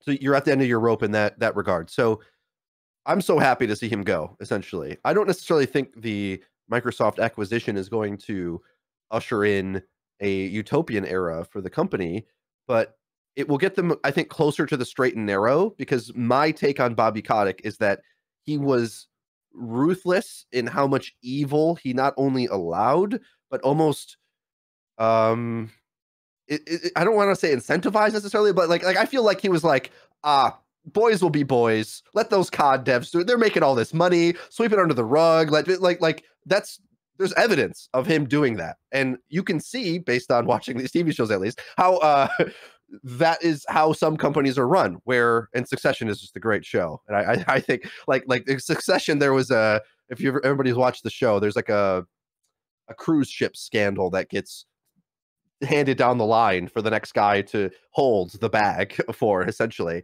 And this is basically what Bobby Kotick's experience is with the scandals that he's taken part in. So finally we can like put that to bed and just put new management on top. Like, you know, your restaurant closes, they've been poisoning people. What was that, Sizzler or something that was doing that back in the 90s or whatever? New management. Phil Spencer said a lot of positive things, and the truth about Xbox and just Microsoft in general, and Sam said earlier that they want a return on investment. I think they're going to be patient. It's like Bobby needed a return on investment now for Overwatch and Diablo, because it's like the company is bleeding, the stock price is falling. We better turn this around quick, fast. They scrapped half a dozen projects. I don't know, maybe 4. They had like a Battlefield version of StarCraft. They had all these other types of projects that got scrapped. Those are the ones that were leaked by Kotaku. And if you ever go to Blizzard, they always have sections of rooms that are closed off. It's like, are they just vacant, or are they doing something in there? So if we at least put like a placeholder project there, we know. Oh, and then now that's closed. So Phil, well, I was trying to remember my point on that. Longevity.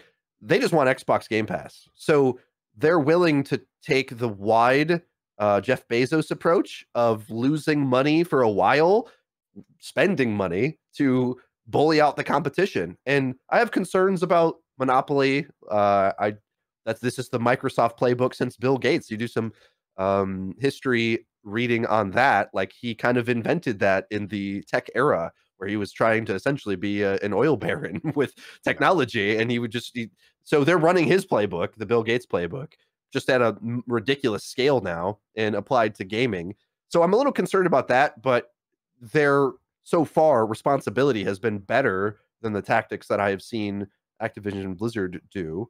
And Phil Spencer even specifically said in an interview that, you know, the PR stunts isn't their game, right? Like if they're going to make a mistake, it's going to be in a more honest way. It's not that they don't make mistakes. They make plenty of mistakes, but they're not like deliberately trying to rob Peter to pay Paul with their PR. I don't think there's evidence of that. Maybe I'm wrong, but I haven't seen it.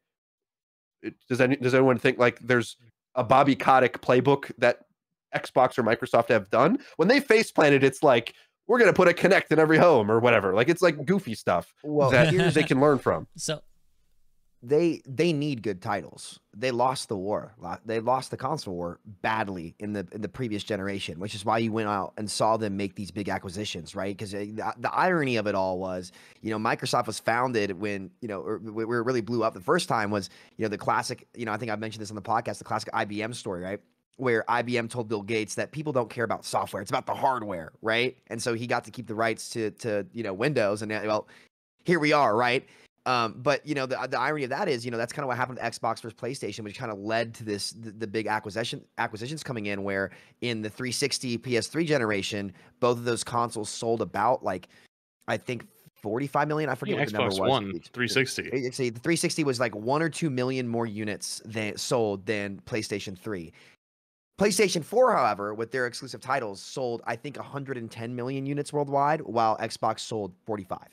And what it was ironically the games. And so, you know, that's why with this next generation, you saw them first make that Bethesda acquisition, and then the Activision Blizzard one, that was a crazy one. So I think what they really want, this is where Frito, I think, is right, is they understand that, look, you got to compete with Spider-Man 2, which just came out, right? You got to compete with The Last of Us 2. These are Game of the Year caliber games. God of War, right? Look at how stacked Sony is with all this stuff, right? At least on the single player side of things. So now Microsoft, I mean, they've got the Fallouts. They've got, where is Elder Scrolls 6, right? You know, I saw that trailer in 2018.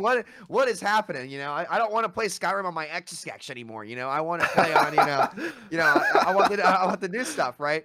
But no, I think the key is, I think they are going to go for quality because they have to, right? And luckily they have the not endowment, that's not the word. They have they don't have to cash grab. And like Microsoft is such a big company. Like I feel like you guys know, like Frito, I think you've talked about this, like what's counted as a monthly active user and Activision Blizzard. Like if you logged in once, or apparently there was something where if you logged on Battle.net, I don't know what it was. Somebody made some point, so don't directly quote me on something, you know, saying they're doing something shady, but you know, it was definitely all about min-maxing for the reports, right? That's publicly traded companies, which kind of took away from a lot of the games, in our opinion. I do think you'll see less of that because they don't have to do it. It's Microsoft, right? So I think what you're saying when you say return on investment, you don't necessarily mean milking the franchises. You mean competing with the quality of PlayStation games, essentially. I think it's or games like that. They want to be the leader. They're trying to create an Apple-esque ecosystem, it feels like, where you know how so many people just have iPhones, and then like you end up with the Mac, and like they have like I think that's what they value. Yes, I did some reading on this specific issue, like just some like industry experts talking about this, and I think the way they laid it out, it is very much as you're alluding to, Sam. Because I think what Xbox and Microsoft are looking at is, concerningly perhaps, the streaming model of like a Netflix, right? Which it has kind of failed. Like Netflix is kind of failing essentially, but a lot of companies have looked at streaming as like the new frontier. They've been up and down. Netflix is through the roof right now. Like stock price is way up. Their crackdown on password sharing worked out like crazy. They're making much more money and they have more subscribers than ever, I'm pretty sure. Okay, I'll that was a recent change though. They did. Yeah, it's been up and down. It's been volatile, but right. I think go ahead. Yeah. Right. No, that's fair. Like I'm not up to date because my parents actually work in the television industry, so they're always keeping me like informed. And basically the streaming platforms like Disney, Netflix, they're all kind of running out of money essentially to commission new shows. So anyways, that's kind of here or there. There have been struggles, right? Let me just paint the picture, which is essentially what Xbox are going for is the subscription model, right? The Game Pass. And I was reading interestingly that what Phil Spencer said is essentially he wants to prioritize engaged customers rather than necessarily a larger volume of customers. So there's like an interesting discrepancy between PS Plus and Xbox, because Xbox has like multiple tiers of subscription, right? The Game Pass. And the PlayStation Plus has a larger subscriber count, but at the lowest basic tier. Whereas Xbox actually has higher subscriptions or like lower subscription total, but more at the higher tier, so the more expensive tier. So what they're trying to target is essentially like this catch-all experience where once you get hooked on, you don't want to let go. Similar to how Netflix started, right? It was like once we started our Netflix subscriptions, it became hard to let go because so many of the things we wanted to consume were on there. And I think that's what Microsoft are going for now, where it's like you add the Activision Blizzard titles. When the next COD drops, do you want to drop $70 on COD, or do you want to just drop $10 for the Game Pass that month? You won't feel it, but over 7 months have gone by and you'll have paid the return on investment and you'll keep going. You'll keep going for a year, for 2 years. So that is what would raise the concerns of monopoly, right? This is where other game developers I've seen have kind of expressed concern, because essentially what it does is it creates this all-in issue. Similar to, again, you might think of what Spotify has done to streaming music, where album sales tanked, right? Because, well, you're not going to buy an album when you can just keep your Netflix or your Spotify subscription and keep streaming the music you want to play. So similarly, if you're like a game developer and you release a game for $40, $50, previously, if you had to compete with just the COD purchase, maybe you can convince people that our game is better than COD.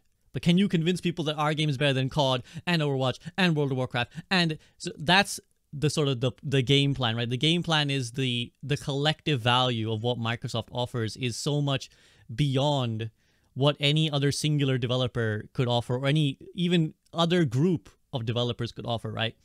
The return for the other side for Sony, I've seen analysts say that, like, well, Sony will try and target probably a wider entertainment media. So they have access to like movies and other franchises that they are part of. And obviously they do their like their TVs and all that stuff as well. So they've got like a wider entertainment platform that they can provide that would allow them to compete. So in all these senses, perhaps if you're an Xbox fan, I mean, obviously I think we should move beyond the console wars, but that's easy for me to say, someone who's not a console consumer. So a lot of the console war players will kind of feel like, yes, a W for Xbox, and, you know, we will come out on top. I think it does concern the rest of the industry because of what I just mentioned. Like, it does threaten to create a system where only a few studios are really approving anything that comes out. And that means a lower diversity of the type of game we see and less chance that breakaway studios can find success. On the positive side, Microsoft have shown an affection for certain older titles, and I think, sadly, I don't think this will affect Overwatch. So in bringing it back to Overwatch, I don't really think there'll be too many direct benefits for Overwatch, other than what you guys have spoken about, which is that it unshackles the developers. I don't think... Go ahead, Spriel. Well, my guess might be that in an ecosystem that they're building, they don't need games to necessarily demand a milking the franchise necessarily. Right. Like, And they this might not is- turn that around. They might allow the game to be specialized. And the funny thing is, like, the concept of monopoly, I understand. I know why it's bad. But because games and gamers want different experiences, there's more of an arms race that happens. It's not like, I don't know if you could even say that we don't get a diversity of games, because even with this growing, it seems like that's still the case. Like, I think that's yet to be determined because there's so many genres and subgenres and indie genres and blah, blah, blah. And like, you know what I'm trying to say? Like, I'd have to see this actually happen to believe this. Like, in theory, you know, the worst monopolies that exist in the States is local, regionalized internet monopolies. Okay. Worst product, higher price, no competition. That's bad.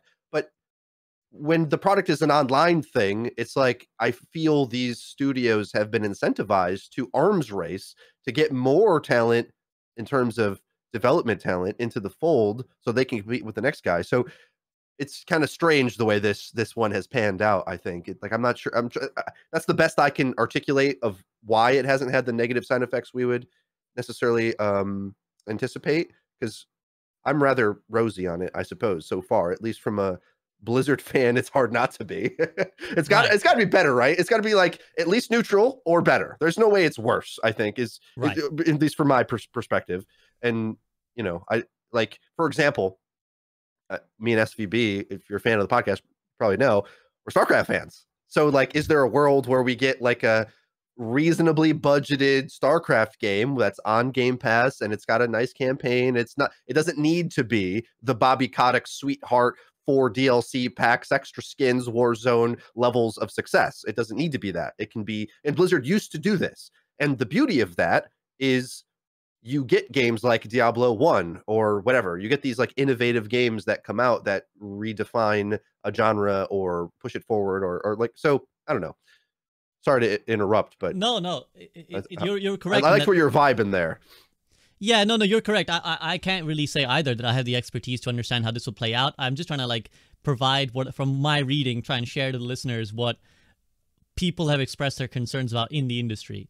Now, to the point of Overwatch, again, to go back to that, I agree with you that, again, that the thing I was going to say was, yeah, maybe for other titles that have been spoken about more fondly, like Spyro and StarCraft, there's a chance that there's like, hey, a new game will come out because you know this franchise you loved, well, Microsoft will revive it. For Overwatch, I think the biggest benefit is simply what Flats, you talked about, and what Frito talked about, is like just the removal of Bobby and his entourage, basically. It's just that from whatever conversations I've had with developers and anyone who's former developers, the things that have always frustrated them is the stumbling blocks above them. It's like we tried some idea and some guy higher up the chain said no. Or as famously was publicly known, Bobby Kotick's meddling in Overwatch. So I think the unshackling, or perhaps just like to leave them alone and let them do their thing, because I don't think Overwatch is at this point a much ballyhooed franchise that is going to cause a lot of attention where we're going to get an expanded Overwatch universe. Like, I don't think in the immediate term that's going to happen unless something drastic occurs. The biggest benefit is that they might just get to do what they want without having to min-max it, as Frito said, without having to like milk maybe these bundle controversies start to go away because the pressure to milk as much money as possible goes away. And one final thing I will note before, again, I open the floor up to you guys, is that the biggest benefit this is for is just simply the workers at Blizzard.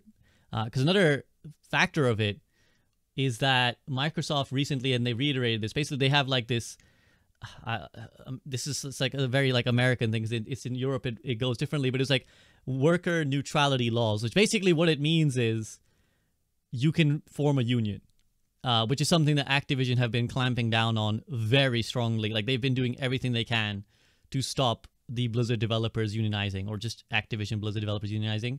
Whereas Microsoft have implemented this thing where they say, well, we're kind of hands off, we will not interrupt. And they reiterated that post takeover, that they will not interfere should the workers at Activision Blizzard want to form a union. And this would be the biggest union in the gaming industry. If they would successfully unionize, it would be the biggest union in gaming industry. So potentially this would be a huge benefit for the workers who have been suffering the most, probably under the whatever crap, as we alluded to earlier, that like Bobby and his ilk would do.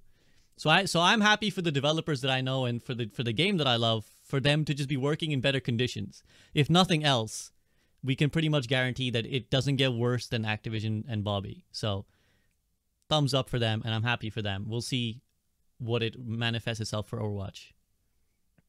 And also, 33 years as a CEO, that's unheard of.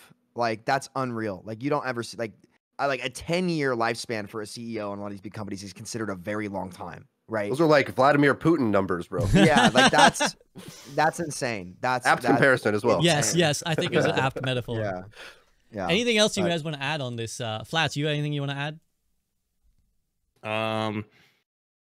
The only thing I would really say is, I think I agree with most of what you guys are saying. There's some small things that, like, monopolies and stuff like that. Totally, it's big scary. But one thing I want to point out is, about a year ago, we were having a similar conversation, I think, and we were talking about how like Overwatch will like truly never die, right? Like, now it's like bought by Microsoft, it just has the resources, it'll truly never die. But one of the things that was brought up was Halo. I remember very specifically, Halo was like, like they're giving it a lot of money, a lot of resources, it's not going anywhere. Hopefully Overwatch doesn't end up like a Halo situation. We're about a year from then, and it's actually changed quite a bit. Halo has actually made a reformation. Like, it's just like completely different game now. There's tons of game modes now. They listen to their community about armor. So like, basically you could only use certain armors with certain sets, and you had to like buy those sets. Like, it was very like heavy microtransactions, and the battle pass, like, it was good, you could complete it later, but other than that, it was like very weird. Like, people didn't like the way it was. There wasn't like a forge mode yet. It was very unfinished, rushed. People weren't very happy with it. But that's actually changed now, which is good for them. And like, apparently, like, their forge mode is like becoming so advanced that like you actually have AI. So people are like now having the ability to build missions, like in-game Halo missions in the Forge world, which is unbelievably like sick. The problem is though, it might be like a little too late because people just like, you know, have already like lost out on the hype. But I don't know. I guess we'll have to see how it works out in the next few months or year. But you know, it makes me a little bit hopeful. That hopefully one, the Overwatch team gets unshackled, and two, you know, they're supported and it's thought of as a good game. And you know, small little things are telling. I think that not being mentioned in Bobby's final farewell email, but being front and center on Xbox's, you know, like games that showed off of like, you know, like they made like those like the video and the posts about, you know, now we're all of these games combined, and it's like, you know, they pulled like things from like Fallout, they pulled things from like all their other titles, and the Activision Blizzard title was Overwatch. So, you know, here's to hoping. Another thing that I don't remember if we mentioned so far yet, but they're in the limbo period. Let's say when Jeff was becoming dissatisfied, then eventually quit. Then they, somewhere in between there, they made the Overwatch 2 switch, free to play, entirely different. There's going to basically scrap everything they had worked on for years. The lawsuit was looming prior to that, so upper management would have known it was coming, including Jeff, because they had to submit documents. And then it came public in an article. There was a bit of like trepidation, I think, for them to commit to a lot of things, because is there going to be new management in a month, in 6 months, in like, are we going to have to, so they had to, the strategy was affected by that. I don't know to what degree it was, but based on piecing together public statements from people here and there, it seems like perhaps some of the strategy was just to get a minimum viable product out the door. And I think we're all in agreement at this point. Like the biggest renovation to Overwatch 2 was the shop and the monetization model. And that was just to keep the ship afloat.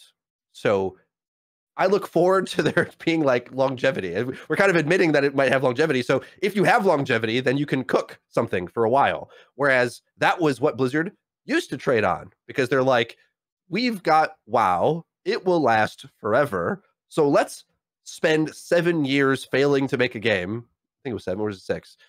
And then turn around in another like year and a half to make Overwatch. Like that's the story of Overwatch, right? And when you have a broad base of confidence in your talent, you can make revolutionary stuff. But if you have a I need money now, then you have beg, borrow, and steal in order to get it.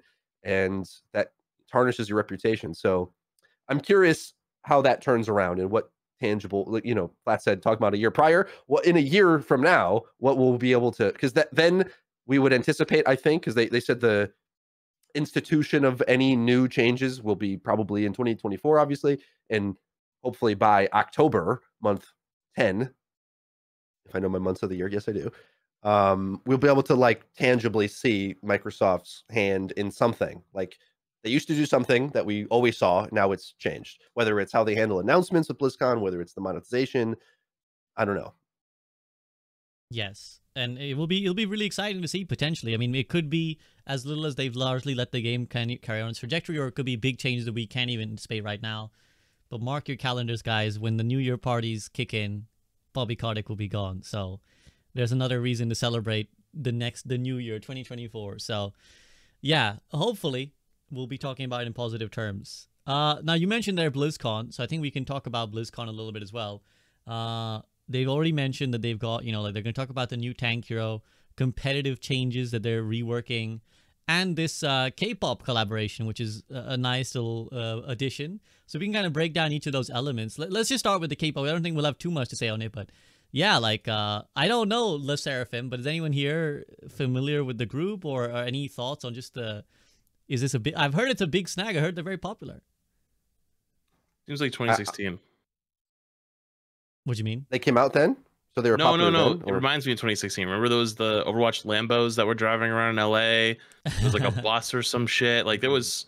Like Overwatch was everywhere back then. Yeah, the taxis. It was everywhere. Yep. And they just kind of stopped doing it. They didn't give a shit. Like, they were like, all right, it's over. So, Overwatch is big in Asia and Korea and as well. And, they're going after it. Is it big in Asia? Credit. You can't play it in China, Flats. What do you mean? Well, yeah, I know. That's still going on. Well, yeah, I know they can't play. Wow. I mean, people just flying around. I'm but, slightly it was trolling you. I know still- what you mean, but Yeah, like it was extremely popular. So like, So this is probably, they wanna bring that life back a little bit. I mean, I've heard stories of Seagull telling me like old 2016 Overwatch, like going to like Korea and China and stuff like that, and like it was different. Like it was so fucking different. Like you were like almost like a rock star, and like we're like like nowadays, yeah, it's like maybe a couple thousand or 100,000 people know you. Like and then it was like millions, like many millions, and so K-pop groups is like almost like it's like a callback to that time in some ways. It feels like so. Hey, it's cool. I think Copying it's the Valorant strategy. Right, the Riot strategy, or League of This is Legends. very I mean, Riot. This is Riot very tournament, Riot. Yeah, this is very Riot, and I think it speaks well to the new demographic they're targeting. Right, like K-pop is definitely rapidly rising amongst Zoomers, and not something that necessarily you anticipate.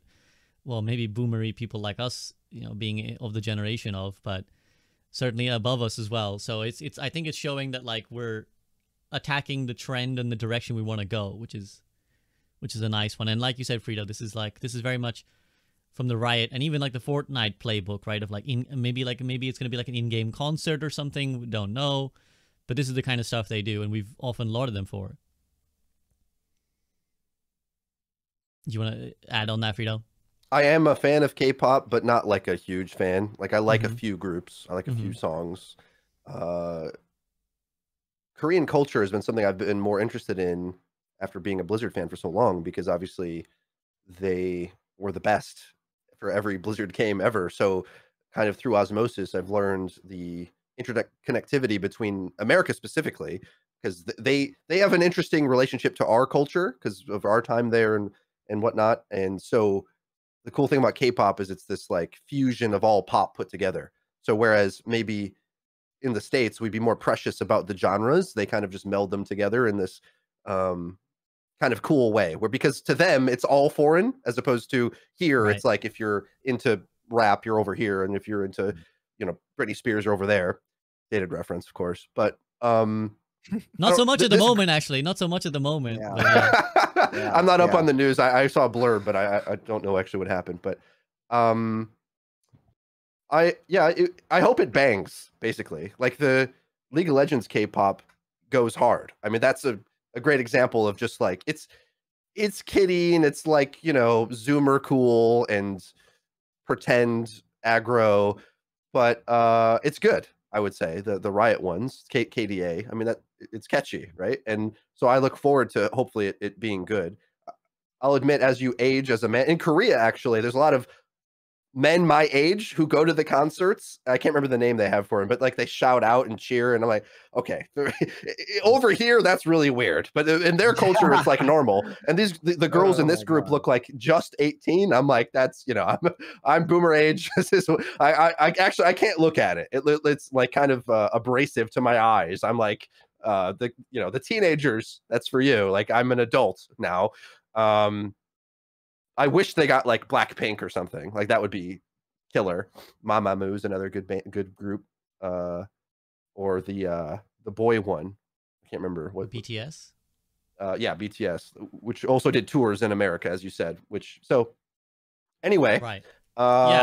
Not a bad play by any means. I hope it's not like the mini-series budget.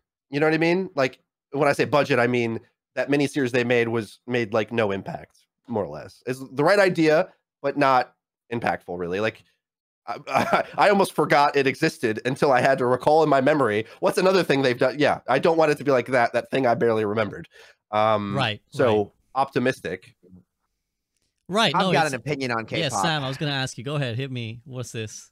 Listen, okay. So here's the thing with K-pop, okay? And before people freak out, We got to turn our cameras off. Hold on. All right, yes. The I have best no part is association with this. I'm probably under somebody else's name. Listen, all right, K-pop is pretty cool. Like I think this is a good event. Okay. Oh, okay, but we're good. the fans, bro, y'all are Gone. cuckoo for Cocoa Puffs. These fan cams, they go hard. These people are dedicated. Listen, that's not a bad thing either. I'm not trying to sit here and say like it's a bad thing. Listen, if you love something, that's good. they're like the Swifties, dude. The Swifties are also cuckoo for Cocoa Puffs. Like, listen, if you guys got something you love that much, that's freaking awesome. But man, I've never seen like they're speaking like another language, like Stan Luna. Like what? I didn't take this class as a kid. What does that mean? Can someone explain to me what this means? Like what? I need to better understand the hive mind cult behavior, right? I don't get it.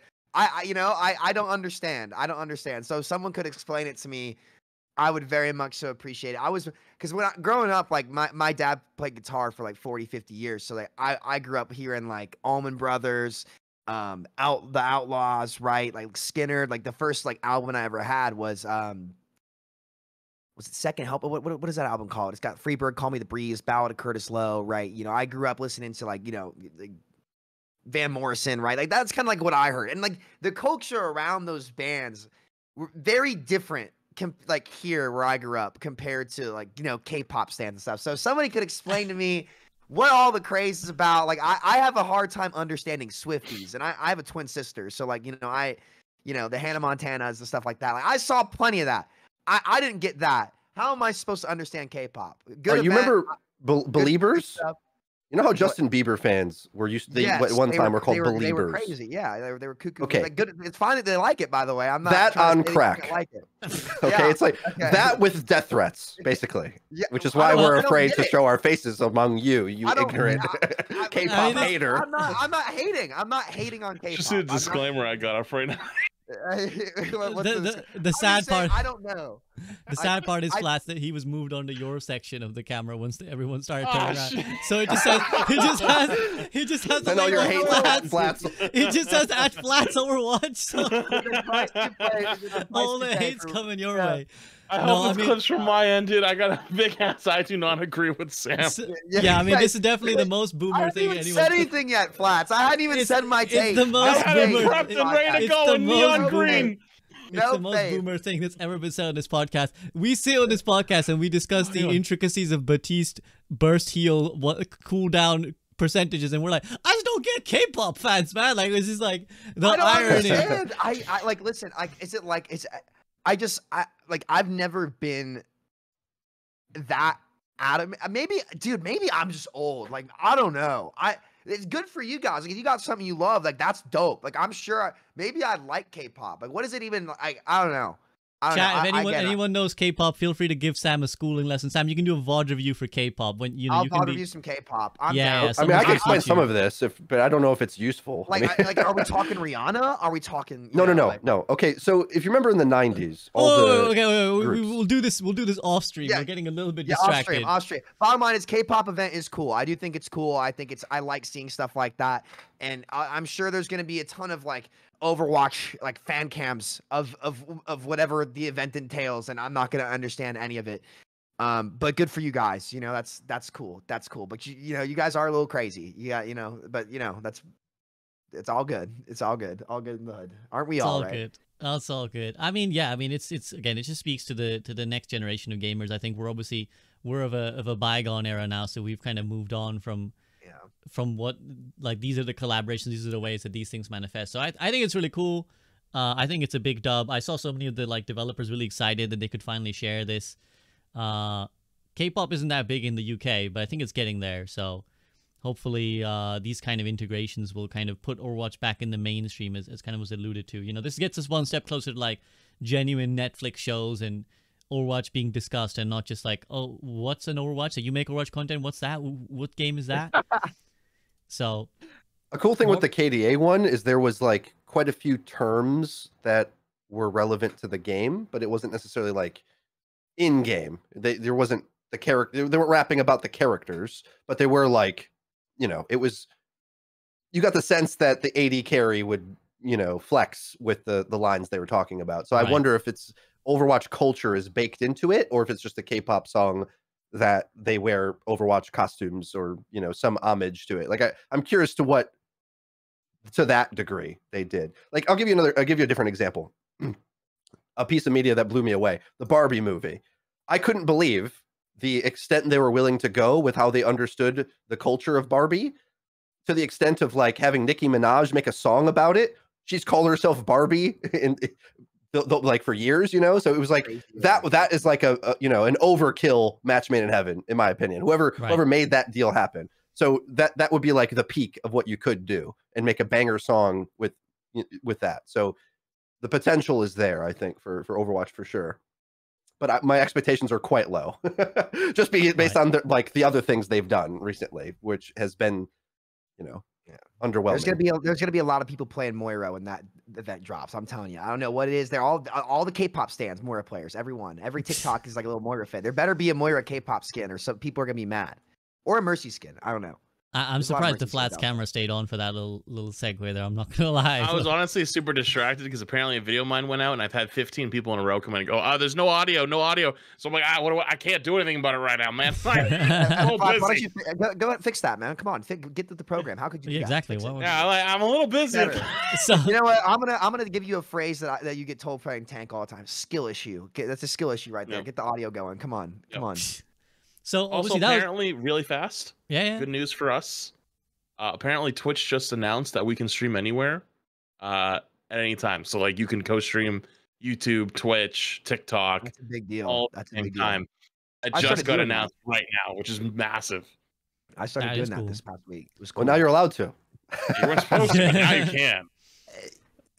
and one place maybe touche. a place where you might be able to employ this might well be BlizzCon. So we kind of were talking about that, and another thing that they've talked about that they're going to release at BlizzCon is the new tank hero, and again this rework competitive system. Now, obviously, we don't know what that's going to be, but do you have any hopes or speculation of like what would be good or what could be good of like either of those? Really, like, I guess the tank, there's not really much point in talking about what would be happening, but what about this rework competitive system? Like, it's been a discussion point recently. Obviously, it all started with that SK video, I think, that she kind of made and really kind of brought to light a lot of the issues with the ladder system. And the developers have acknowledged it, but what could be done? What do you think they'll do? Anyone would... let's go to Flats first. Flats, you got any strong thoughts on... Because I know you've kind of... Your video keeps popping up on my YouTube as well, reacting to SK's video, so... do you have any thoughts? On like SK's video specifically? Just the Or comp just, like- system, because they said they're gonna talk about a rework comp system at comp system. BlizzCon, right? So what do you think they're gonna do? They've been cluing what they were going to look at as well, like in blog posts over the past X amount of months or whatever. I wonder. Do you want to I set wonder that if context maybe, Frida? Would that be helpful if you said they've been cluing? Do you have Well, like they're aware of the trend of the problem of Right. like, I mean, they responded to SK's video specifically. So right? any rework they have in plans would probably correlate to the things that they said there. I can't say I recall specifically what it was because I don't have as strong of opinions about this as I think these guys will. I just wanted to, Right, inform the subject Sure. Flats, go ahead. without doing so somehow. I mean, what if they heard SK's points, basically. Right. That's pretty much it. Like, it's unrewarding. There's like some bait tactics to it where even though you're supposed to not feel the negativity of the card system until delayed, you still get stuck on a bad card and it still feels bad until you finish it. It's just, in my opinion, I didn't like either of them very much, but I realized that the Overwatch 1 system at least functioned for high-level players. So I just care about the matchmaking and game quality. The shiny metal I get is like irrelevant to me. Okay. It doesn't mean anything. Well, we can get to matchmaking in a sec, but yeah, go ahead, Flats. What if they do like this cool system where you like, I don't know, it's have like a number value, like instead of cards in a rank. Like it could be. Okay, man, that joke's been beaten into the ground at this point. I don't know. It's hard to say because Overwatch is okay. So for like most FPS games, there's 3 massive goals as like a company, right? 1, make you play more games per session. Like how long you play the game each time you get on. Like the higher that number is, the better it is because more chances to sell skins, more chances for people to be invested, right?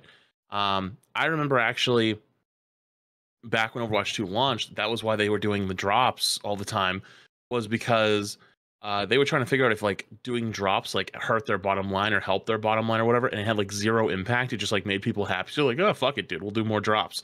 So that's why, like, originally when Overwatch 2 came out, it was just like they were just like flying out the door for like Twitch drops. But then they stopped it to see if it would have like an impact. I don't know, but it mostly had like a streamer impact, so people just kind of got annoyed. So like, oh, okay, we'll turn it back on.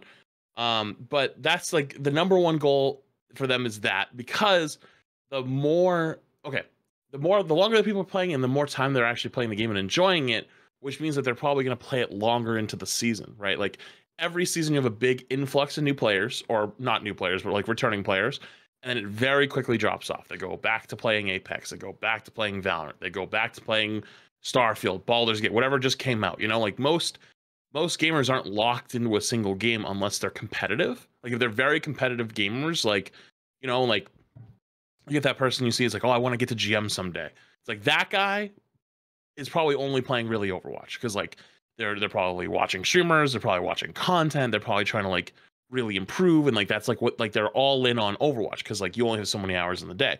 But by having people keep playing your game for more weeks, you get 1, 2, 3 shop rotations, which means you have more of an opportunity for people to buy things, because if they're not logging into the game, the chance of them seeing the actual content in the shop is not good. Now you might be wondering, why the fuck are you talking about this? We're talking about comp. That's important because the whole point is to get people to keep playing the game over and over and over. And I wonder if the card system was better than the old rank system, because they said before Overwatch 2 came out that people didn't play ranked because of anxiety. And I would I'd like to believe that it probably helped with that a lot, because you don't see the number going down each time. Now the anxiety is you rack up 8 losses in a row and you're like, oh my God, what's my drop gonna be? And that's now paired with frustration, which is people's not having the understanding of how the rank system works, because it's cosmetic. It's not real. You get told, oh, hey, you're bronze 5, but your MMR is actually bronze 1. So you play against bronze 1 players, even though you have a bronze 5 rank. So you go 5 and 5 and you don't rank up. And you're like, okay, that's one game. Then the next, few games you're in bronze 3 MMR because it dropped it a little bit. You go 5 and 4 or 5 and 3, and you don't rank up because you didn't get enough points in the background system to rank up. So you're now pissed off that you won your 5 games. You went positive. When you go positive on anything in life, the numbers are supposed to go up, or the rank is supposed to go up. Like if money enters your bank account on payday, your bank account goes up. But if you win games in Overwatch, your rank doesn't move. So like as humans, we don't understand. We're like, why no go up? So they don't understand it. It's not their fault, because the whole system is meant to be a little ambiguous. Like it's supposed to be a haze of behind it to get you to keep playing. It wants you to keep playing more games over and over and over. But now I think the fatigue is setting in a little bit of like, this is getting insane. Like I don't feel like I'm going anywhere. You're just sitting on a treadmill, running in place the entire time, and it still works. And I think they want that to still work, but how can they adjust it so that it continues to do the job that they want it to do, while also not removing the frustration power? Because if they manage to keep their goal of getting you to play more games per session, like even the top 500 thing, like I personally don't like the 50 wins top 500, but it worked, right? Like as a band-aid fix, it fucking worked, because now you don't see 25 games played, rank 1 player. You see 50 games played, or 50 wins rank player, which means it's significantly higher, which means they had to play more games. They had to commit more time. They had to put more investment in it. More people playing on their main accounts for longer, which means that especially old rankiflation has kind of gone away in a lot of ways. It's a lot less often you see the super boosted player where it's like, holy shit, what the fuck's that guy doing? Because he tried to play all of his games to get placed or move up, and then they dropped out, So it got people playing the game again, or playing more games per season, which is another good thing, but it still feels like shit. So I wish I had an answer on what they're going to do, but I would assume it's going to be something. I don't think the numbers are coming back. I think that's cope. I think they want to keep people playing the game for longer per session, but remove the frustration. And how are they going to do that? The only thing I could think of is you get a rank reset every 5 games, no matter what. So like they remove the wins and the losses. Like every 5 games, you're either going to get a thing that says like, oh, you're now in the top 36% instead of top 26%, or it's gonna like, just change where you are. So you're getting more rank feedback without the big I'm 3-12. Fuck, dude, what's happening? Kind of moment. If you get what I'm saying. Right. Yeah, because I don't think they're gonna go back to numbers. I think that they accomplished their goal of getting people to play more ranked more often in Overwatch 2, which means people play the game more often. And when they play the game more often, there's a better chance that they're gonna buy stuff. It has higher retention, So yeah, it kind of sucks, but it works. Right. So like, it's a conundrum that we lose in, I feel like. So Yeah. Sam? It's a really interesting discussion philosophically, right? Because here's the question. Who are you making the competitive mode for? Right? And the reality is, you could say that what people are queuing competitive for in the low ranks, for example, is very different than what the people in the high ranks are going for, right? So, like, for example, as Flats was saying that, I see in my Discord DMs, I see Hawk and I see typing, and he goes, if the numbers aren't in the system for GM1, it's dead off spawn. So like the high rank players, right? Like they all want a way more competitive, accurate system where it's like, okay, I don't really care if I'm winning or losing, because like what Flats said, the people who are grinding for leaderboard, right? They're playing more like their intent is very different from the diamond or plat player, right? Who is just, or gold, bronze even, right? Like it's very different, where you might end up playing more because, you're just kind of playing in the competitive atmosphere and really enjoying it. So I'm very interested to see where they want to go with it. I'm willing to I think this current one could be better. For example, one of my mods, he sent me a video and he goes, I actually did it. I'm the GOAT. And it's him D-ranking from one card from GM4 to Diamond 2. And I'm like, all right, man, you got to explain to me how this is possible. And he said basically he hadn't been finishing his cards for the last couple seasons and there were a lot of losses. And he went straight from GM. Like I had to look at it 3 times. I couldn't believe what I was seeing. Right. So to answer Flat's point again, or kind of iterate it, when I'm looking at the competitive environment, I'm asking myself, okay, why are people playing more? Right. For me, I think a healthy, organic way to see more of that is, okay, people want to play the game more, right? They want to learn the competitive system. They want to, there's genuine interest in wanting to queue up and play. But I do think there's a healthy element of balancing the system and how that works. So, I think an easy thing to do would be like Flat said, hey, every 5 games you're going to get updated, right? That way you get a little bit closer to that original system. But I do think something like the SR system should exist in GM Top 500 because, again, being tied for rank 1 is stupid. Having the deciding, I don't know if that's exactly a thing anymore. I'm not sure if they changed that or improved that or not. But, I think everybody just saying, oh, we're all in GM1 at the highest level of play, that can definitely get improved on. I think the competitive atmosphere should be designed for players who want to play competitive. And if you don't want to play competitive, that's totally fine. That's what Quick Play's for, right? But I think that competitive should be catered as much to the competitive scene as if that player who is logging on wants to be playing competitive as possible. And I still think you can maintain that barrier to entry at a lower level. But I'm very curious to see what they're going to do. I'm not going to sit here and preach. There's a lot of different directions that you can take it, and I'm willing to see what they want to do with it first in, I guess, this system. I missed the old system. I liked it a lot. But again, I think it's unlikely it comes back exactly the same. So we'll see. I agree with that. I don't think we're going to go back to the old system. It's never been a way that Blizzard do it. It's usually they're going to find a third solution. I wouldn't be surprised if it doesn't change effectively for the average player, but it changes for the higher ranks. Like a simple, for example, solution would be to just give everyone numbers once they get to GM1, right? So like rather than a specific SR number, they might just give you a rank, right? Even if you're 10,000 at GM1, you're still I'm number 10,000 and this guy is 9,000. So where there's a discrepancy, right? Rather than the confusing GM1. And a lot of other games have these kind of ranks. So that might be one way you kind of solve a lot of these grievances just on its own. Although that being said, a comp rework suggests there's more than just that. So maybe Flats is right that we get this sort of more frequent feedback. It might be a case, well, we're just not privy to the numbers. It might just be a case that as much as people do complain about these systems, and they'll complain about any system, it's ultimately effective, because while the biggest complaint is that it obscures a lot of our understanding, right? The whole point of the comp system is to obscure things. It's like you don't know exactly where you are, how many losses you're on, what the exact lobby is like who's what. As much as that frustrates, it might also actually just psychologically be good. You might, like, because loss aversion is such a big part of these systems, right? It's like just not feeling like you're losing.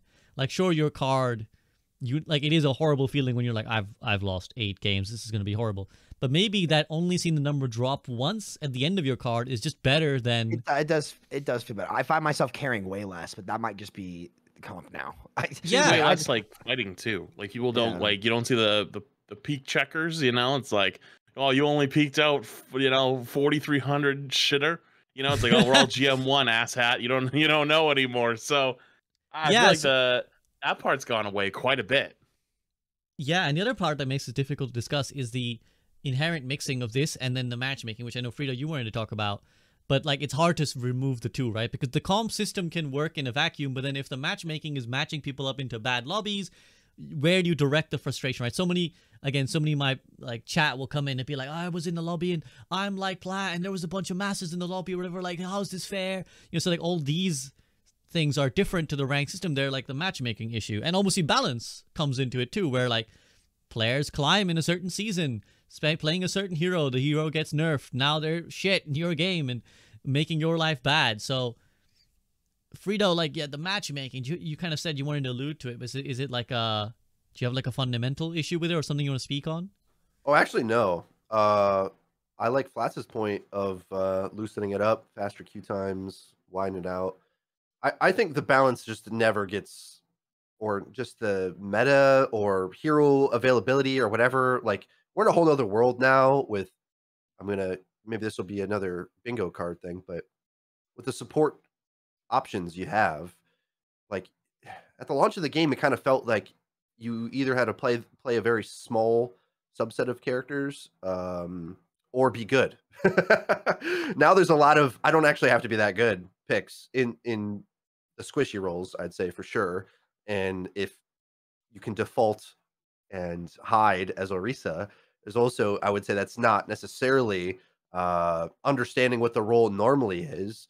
I think it's fair to say, like when people say that we are elitist, let's say, with our opinions, I think there is a norm that we expect the game to revert back to, and it seems like they're trending it that direction anyway. So I always get pretty bored when we have these metas that clearly aren't going to stay because it's so obviously not good, and then it goes back to something else, and then you have this entire player base that was playing the game, that learned all these skills, quote unquote, that aren't suited for understanding map control in dive or whatever, something that's more complicated, the more complicated teamwork that exists, as opposed to the shortcut answers you gain in these goofy things. So anyway, you asked me about matchmaking, talked about balance somehow, but the reason is because I think the variety of heroes that exist make matchmaking and ranking kind of impossible. We used to talk about boosted Mercy mains as a thing that people complained about. I didn't necessarily say this. The community would. Well, now you got Mercy, and Sam hates Brig, and then SVB hates my favorite hero, Kiriko. I'm over here playing BAP, and somehow he's more manageable in this game. I will say, I think Brig's a little bit better in this game. Better for fairness. It's not as boosted as I just dual tracer and exist. Right. I would agree with that. Okay. So yeah, that's fair. But now we got Bastion and Tor being too good. And so I think that affects the matchmaking and rank system so much more than when you get your card or how they match the games, because what I want not necessarily is the right SR for the matchmaker behind the scenes point of view. I want players that understand the importance of, well, if we pick Illari Mercy, what does our tank now get to do? Hide is the answer, right? That's it. And the community hasn't caught up to this yet, because prior to this point, there were some eras where it wasn't so punishing. I'll admit that. I think they underplayed it, but now the gap between the reality of how crucial picking the right hero is for the whole comp and how bad it affects everyone else's play, it's like smacks you in the face. Like they have a Bastion, we don't. Like that's all of a sudden now everything's different. How you have to engage that, and there's no matchmaking that fixes that. Like because you could have a 2 rank below player in the match that you're intended to stomp that now can mark you by existing on that hero. And so there's while there isn't the Brig example anymore, that is synonymous, in my opinion, to other matchups that exist for certain heroes. So if you play the wrong heroes, like maybe I do, there's a lot of heroes that easily just say no to you. And how does Blizzard match make this game? This is the game they want to have. They want to have counter pick game, even though they said they didn't. Now they do. They've balanced it this way.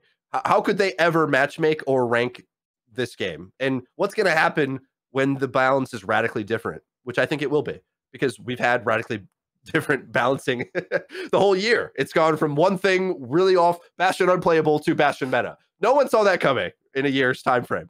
No one did, except maybe hopefuls who are always off meta optimistic like me. Yeah, I'm always overly optimistic of off meta picks, but the game is ridiculous. We have a clown shoes type game where the heroes are all over the place. So anyway, I just don't. I don't know if I have anything meaningful to add to the actual subject. So I apologize. That's the best I have to. No, it was actually contribute. It wasn't concrete, but it was very insightful, I think, or it was very pertinent things that you brought up, because I think there are all these elements, and you're right to say that, like, how can you, like, if you think about it, I'm not saying they should do this, but if you think about it, if they forced you to pick just one hero at the start of when you're queuing, your rank would be perfect, right? In the sense that, like, you could much more easily measure your competence on Reinhardt than measuring your competence on the entire tank row, right? Like, that would be easier to do. Now you create a game where you're flexing all the time in the game. Well, how do you measure that this is where, you really have to have sympathy for the developers. How do you measure the vast array of possibilities of, like, well, this guy is like an 8 out of 10 on Ryan, he's a 5 out of 10 on Orisa, he's a 7 out of 10 on Doomfist. In this game, he's going to have to play this, that, the other. They have a guy who's really good at Sombra this time. So it's really, and I've seen so many games turn mid-game. I think that, I don't know if you guys agree with this, but I feel like a lot of games turn completely 180 more in Overwatch 2 than they did in Overwatch 1. Where it's like everything's going really good, and once the swapping starts coming in, all of a sudden, like, halfway through the game, it's like a whole different lobby, and now the whole game is turned around. And I guess that only adds to the difficulty. It actually reminds me of something that you mentioned earlier, Sam, but, like, I want to let you go off a little bit. You were talking about, has Overwatch 2 fulfilled its promises? I don't think I would let you fully ruminate on that. You want to, like, this might be a relevant time to bring that up. I mean, it hasn't. I mean, that's not necessarily a bad thing either. I personally think it is, because I always loved I always loved the game when it was less about what you picked and more about how you played. And obviously, both are important. But right now, like, the scale, like you like to mention SVB, like the needle, right, is way more towards what you pick. And I think that's just what the format has caused. Again, to lay out what they said, and what they were wanting to achieve. Less hard counters, less swapping, more freedom of choice about how you play and what you do. I think playstyle options are more limited. I think, like, you're like, what you're able to pick, especially for tank, is much more limited. Their claim at the start of the game that, hey, it's about what you pick. We want less hard counters being the game. That just turned out to not be true. That being said, I think it's the format. However, I'm very curious to see how that changes if the counter swapping, maintaining ult charge thing goes away. There's more punishments for actually switching, and, like, there's actually risk to reward to it. But no, I don't think Overwatch 2 fulfilled the goals that they specifically stated the game was going to do. I think the opposite's happened. Like, heroes being behind the battle pass is an important. Alari has been busted since the second she came out, right? And it's like, look, I'm okay with that. Like, the first 2 weeks, right, when the character's first out, to get people to maybe want to play it more, drive more sales when it's in quick play. Like, look, the company has to make money when the game is free to play. I don't have a problem with that. I do have a problem with it, though, if it ends up violating, like, the direct quote is, I actually have it bookmarked. It's like they don't think it's going to affect the game's competitive integrity. I think Alari being 2 supports in 1 for several months has absolutely affected the game's competitive integrity. Especially like I had some guy being like, "Oh, sorry, I actually don't have this character. I haven't played the game in 3 months." And I was like, "Okay." So then he went Zen, and we still ended up, losing that game. But it's just limited options to players. I just that's a tricky. To be fair to Blizzard, it is a very tricky thing to do. It's not easy to do. I'm not gonna sit here and be like, "Oh, these guys suck. How could they not do that?" Like, no, it's not an easy thing to do. But it has not been good enough either for this format. So I think I would not say that Overwatch 2. I would say it did the exact opposite of what they claimed it was gonna do. Yeah, I mean, speaking of like releases and stuff, we got the tank coming next. Flats, I'm curious if you think like, do you think it'll be a continuing of this pattern of like, well, they say safe side of strong, right? Their quote is, "We like heroes to be the safe side of strong." I think they've learned that since Lifeweaver now. I mean, do you think this new tank will be the safe side of strong? Do you think it's going to be like radically shifting? Or do you think it's just going to be like another tank that kind of like just slots into the merry-go-round and doesn't really change the fundamental experience of Overwatch? I don't know. I'm not really good at like speculative shit, to be honest. Like that kind of speculative shit, because obviously we don't even know what it could end up looking like, obviously. And yeah, of course, the safe side of strong, yeah, it could end up being like strong at release or whatever. But I kind of it's actually so interesting to kind of think about, because what Sam was just saying, I think is kind of right. That like certain characters kind of take over for a while, but I actually didn't think Alari was that strong. I thought she was okay for a while, but the thing that was not taken into account was like people learn characters. Like gives them some, like you got to give them some time, right? Like everyone's not going to be a master of a hero right out of the gate. And because of like the format, like the way our balance works is like we're always a little bit behind. We're balancing off the previous season or the previous like month and a half ago or 2 months ago, and things have changed since then, right? I kind of think that I don't think it'll be any different with whatever the next tank is. Like, yeah, it can probably end up being strong when it comes out. Everyone's gonna complain like at first. It'll get dialed back a little bit, and then I'll be like, okay, that's good. And then a month or two later, if it's still the tank that's being picked, then it's like, oh well, he's been running rampant for so long. It's like, well, is it really running rampant for so long, or did people learn how to play him? But I actually think that there's less of a chance of that happening with the tank than it is a support, because countering tanks is fundamentally so much easier than countering a support. So like you've been able to play Alari for the last like, what is it, like 2.5 months or so, just like no problem, or sorry, not 2.5 months, but it's been about a month and a half, or 2. But yeah, basically you've been able to play her the entire time. If you wanted to, you could basically one trick her, and like they're not swapping to Winston Tracer and killing you. Like that just doesn't happen. So whatever the tank ends up being, let's say it's like a brawl tank. Well, what happens when the brawl tank goes against the anti-brawl tank Aldrissa and they pick Ana? And if they don't have a shield, they pick Ana. So you're getting slept in anti, like you're playing Ramattra, you're getting speared away, and they pick Mei and you get walled off, right? So it's like, I think that it takes a lot longer for tanks to be learned how to be played like long term, because you can't get away with the same shit like you could on like DPS or support. So I guess the answer is like maybe, yeah, at the start it could probably be strong. Everyone will probably instantly complain. He'll get a small nerf, and then people will learn instantly how to play the counter versus it.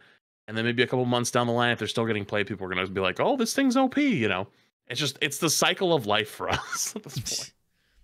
I mean, is there a way to change that cycle, Frito? Because like we've all alluded at already that like there is a bit of a lag between what is happening, then a few months later what they add something and then change some things, but the added thing has already changed the state of things, and then we kind of have this double effect of both nerfing / buffing while other things have also already changed, and then the whole thing goes out of whack and there's a new problem that takes another 2 months to solve. Is that just the future now because of the way the cadence of it, the how the patches work? It'll always have to be this way, or no? Let's see what this mid-season patch does. I will say at the moment, if a tank was added to the state of the game now, I don't think it would be possible for them to make an overtuned tank, because it would have some area of exploitability, even if it's just dodge it or something that Forehead. Like unless it's a reset 2.0 or something, it's just there's no way that it's better than what we have based on how many interactions destroy tanks.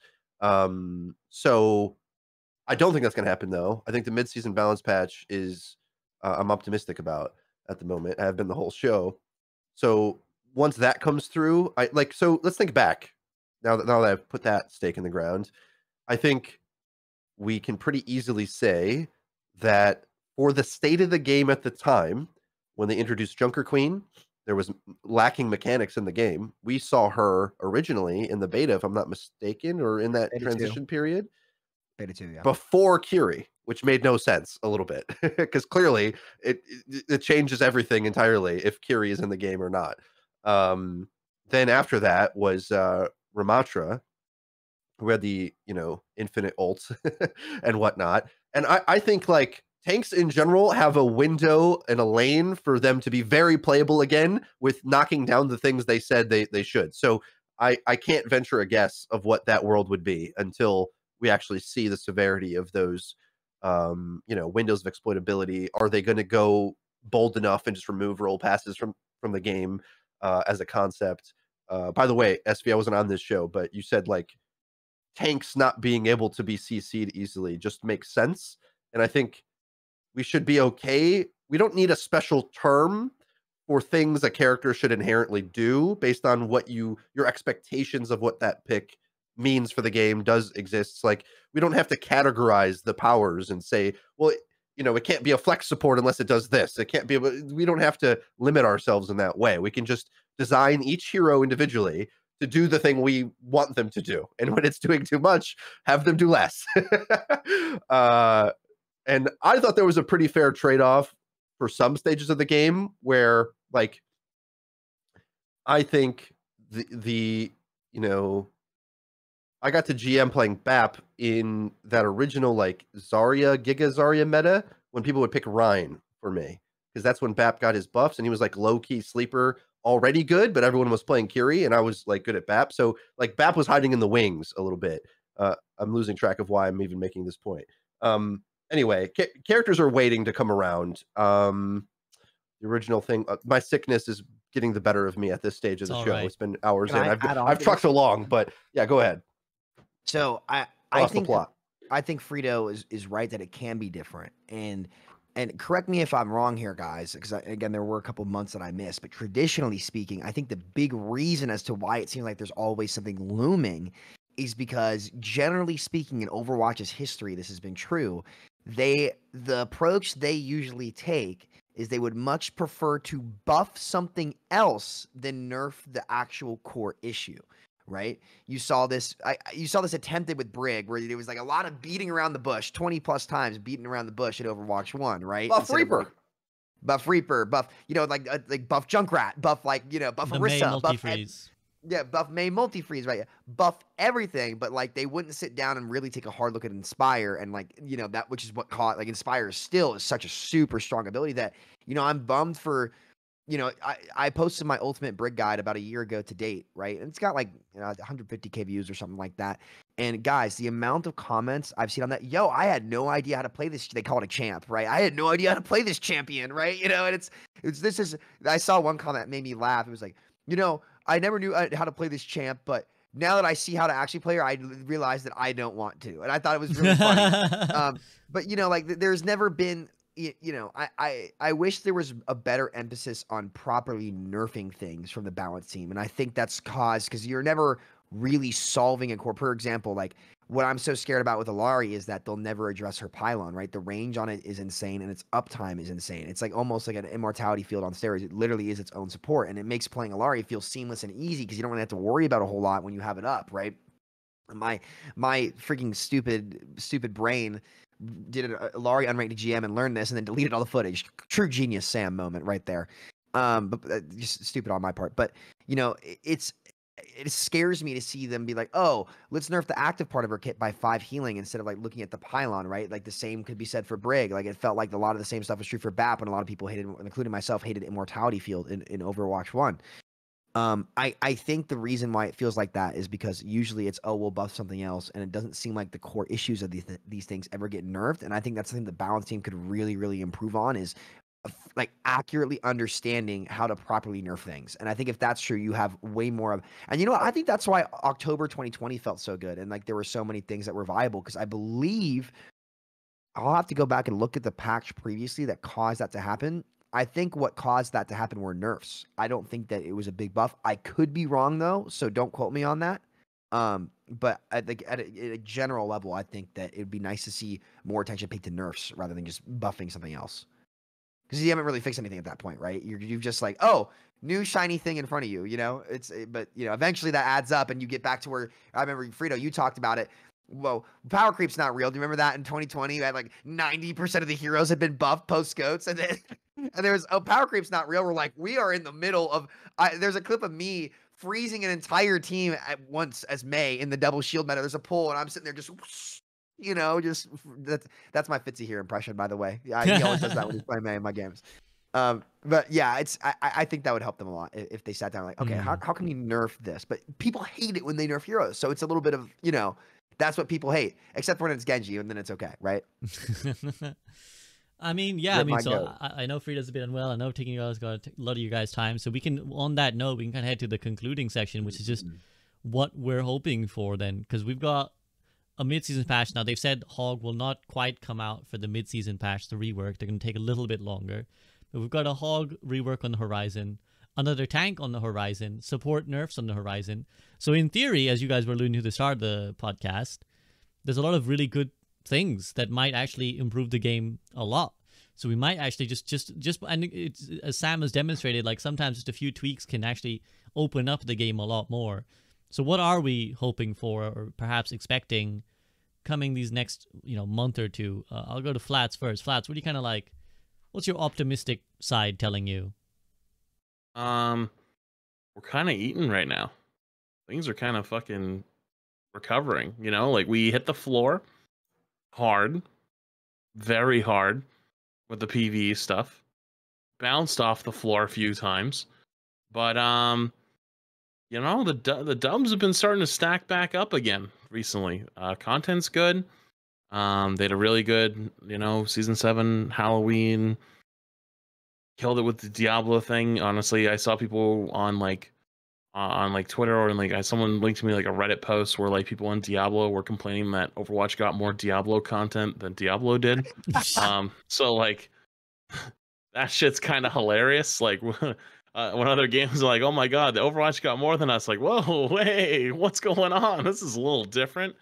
You know, Aaron has been such a fucking pleasant surprise as a game dev. Like, you know, like he had the massive shoes to fill with Jeff, and you know, Aaron maybe isn't the best on camera. You know, he's not that good at it sometimes, and that's nothing against him. It's just like people are gonna always compare him to Jeff, but he knows his damn shit. And when he writes the dev blogs, it's like, you know it. You know, every time you read a dev blog from Aaron, you're like, yep. It's like he's listening to everything, you know. And like, would the old Overwatch team responded to SK's video? No. Would you have said that, you know, the balance team now is better than the old balance of Overwatch 1? I'd say so. I'd say it's been much better, even though the format has made some absolute massive difficulties. We're kind of all learning together in some ways, and yeah, there's obviously big disagreements on certain things, but it's way fucking better than it used to be. Like, way better. And you know, we have, you know, BlizzCon coming up, where we're supposed to see a bunch of stuff. World Cup, which World Cup has been a nice thing to have back. Like the prelims were fun. Then we're gonna have like the, you know, like the playoffs, I guess, like in the next like couple days or whatever, the online stuff. Then eventually, you know, we might have that moment where we have another cool finals. Like the last one you remember is like 2019 Team USA winning, right? We haven't had any big moments like that in a long time. Even though, and this isn't like, obviously I'm not the biggest Overwatch League fan, not a knock of it, but like, you know, nobody gave a fuck about the end of Overwatch League. You know what I mean? Like there was like such a small group of people, and it's like, you know, I know they loved it and it's nothing against them, but it kind of went out with a whimper, you know. And I don't feel like World Cup has got that same feel. I feel like more people are invested in World Cup, and it's kind of like those are like the small things you need to start kind of build back, like little by little start building back. And constantly trying to make things better, trying to make the game better. Obviously, Big Bad Bobby on the way out the door, possibly unshackling all the things, all the possibilities that once were. I can't help but sit there and go, yeah, my role kind of sucks at the moment, and I don't like queuing it up, but everything else is pretty damn good right now. And we always talk about the grass is always greener, in games like Valorant or Apex or even games like Fortnite, which isn't like totally our thing, but like something like similar. Fortnite's the king of collabs, and we had the One Punch Man, which was cool, but like it went fast. Then we have the Diablo one, which is good. Now we have the K-pop one coming up. Maybe it's a new era of Overwatch making its return. I don't see any new multiplayer games that are on the horizon that's going to knock off any of the AAA kings. I don't see it. Maybe X Defiant for COD, but I don't think so. It'll be fun, but it won't be crazy. Yeah, it'll be fun, but like that's it. So I don't know. We've been in much worse spots before, so I can't help but sit there and be mostly optimistic about it. Yeah, obviously we'll talk about the problems, but like that's the point. Like we you want to fix the problems. Like you don't want people to shut the fuck up about the problems, because if you shut the fuck up about the problems, then people don't care anymore, right? Like people caring is a good thing. So I don't know. I guess overall we're much better than we were a year ago. Sorry, I'm not like the launch of Overwatch 2 because it was the huge copium train, but like Overwatch 1 going into Overwatch 2, and then we're much better than we were, I think, 6 months ago. 6 months ago, I think, was much worse than even now. Even though maybe more people were invested in the game because of the upcoming PvE. So, the PvE debacle's over with. Wins are starting to roll in little by little. Hey, I'll just sit back, give them some time. Hog rework delayed. That's okay, because you're working on the shit that actually is we're all focused on, the support stuff too. Hey, I got no problem giving them a little leeway. Good to hear that optimism. Samito, do you share the optimism?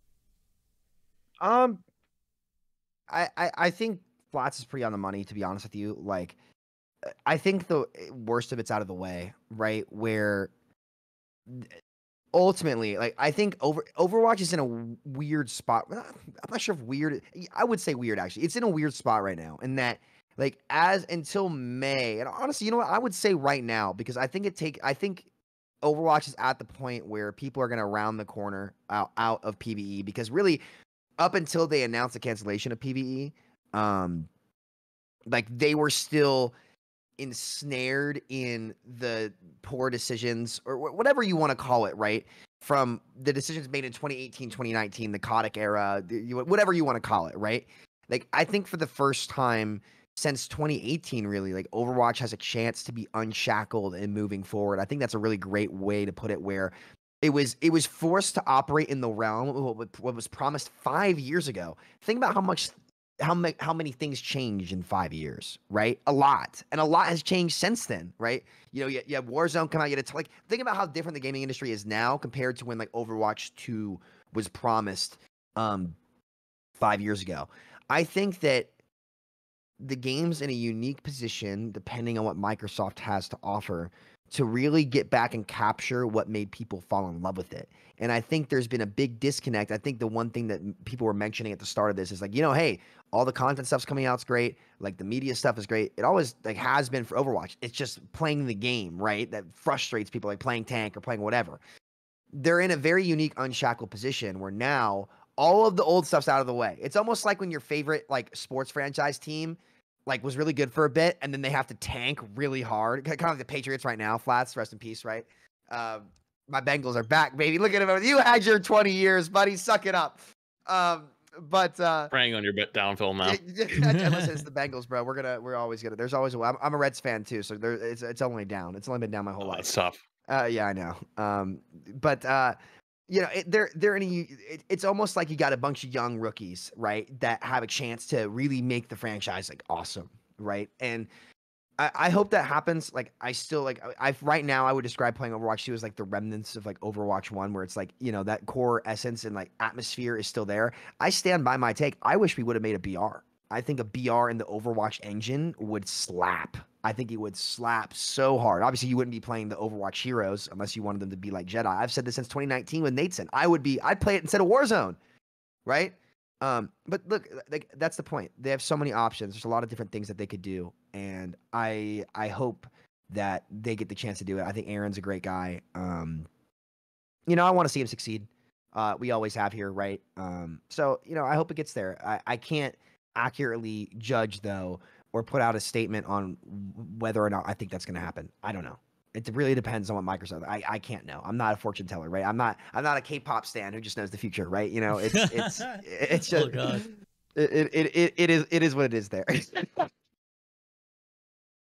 Rito, But no, I know I hope go it ahead. works. I hope it works. Yeah, I know you're a little bit unwell, but do you want to maybe give your concluding on just, what you're looking forward to? I'm going to make a prediction that some form of hero bans will come in 2024 because the next tank hero is going to be hero number 40, is it? And I think was it I 39? can see it. I can 100% see it. Because I think at launch of the game, I said it felt like we didn't have all the tools required to, express yourself in gameplay. It's like certain roles felt limited, support specifically. With the options they have, now you have a bevy of options, and DPS has always been like that. I don't necessarily see a new tank transforming the role, and we're going to start to get to some more overlap is my assumption. Like just more like the main support position is the one that got the most surprising overlap in this past year with how they've a lot of people assumed maybe it would just be flex support dominant, but as a Lucio player, it was a dominating experience for him to be crucial to the game at the launch, but he's unpopular. Whereas it feels like anybody feels they can pick up Lifeweaver for a very similar role, or you can play Mercy, and so there's a lot of options there. Tank wise, that's going to happen. I think it's already happened a bit, but I think we know what an Overwatch 2 tank looks like, and so now there'll be repetitions on those themes to the extent that we can have that.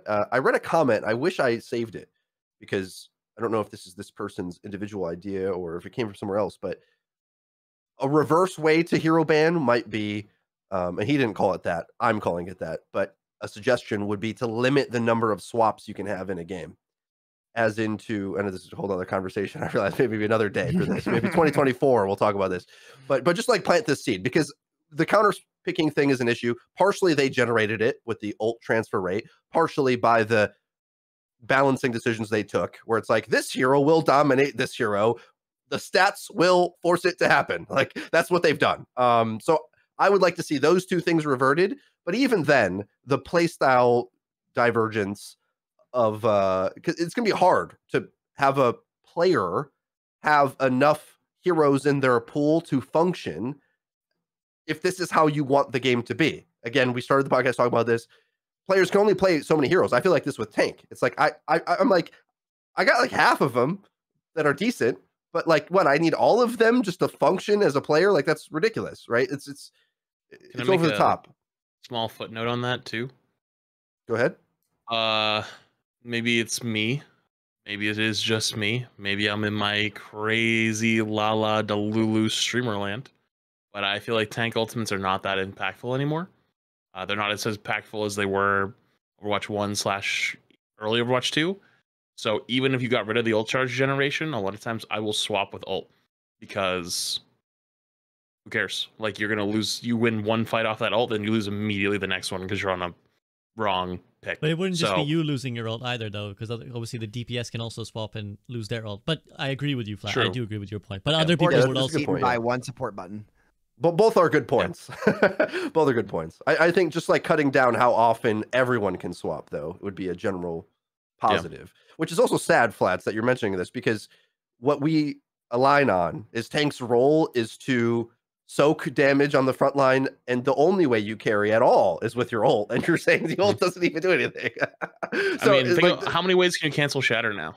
Like at least 10 plus easily. Oh yeah, we don't play Rhine out here, Flash. What are you talking about? That's not even a selectable hero. Sigma, well, honestly, like Flux doesn't do shit half the time. You're you don't get 5-man flexes like you used to. You get 1 or 2, and they either get cleansed, Immortality Field, or they get life gripped out of it. And it's like, well, there goes that. Grav, same thing, life gripped out, pedal platform up, Suzu, Immortality Field.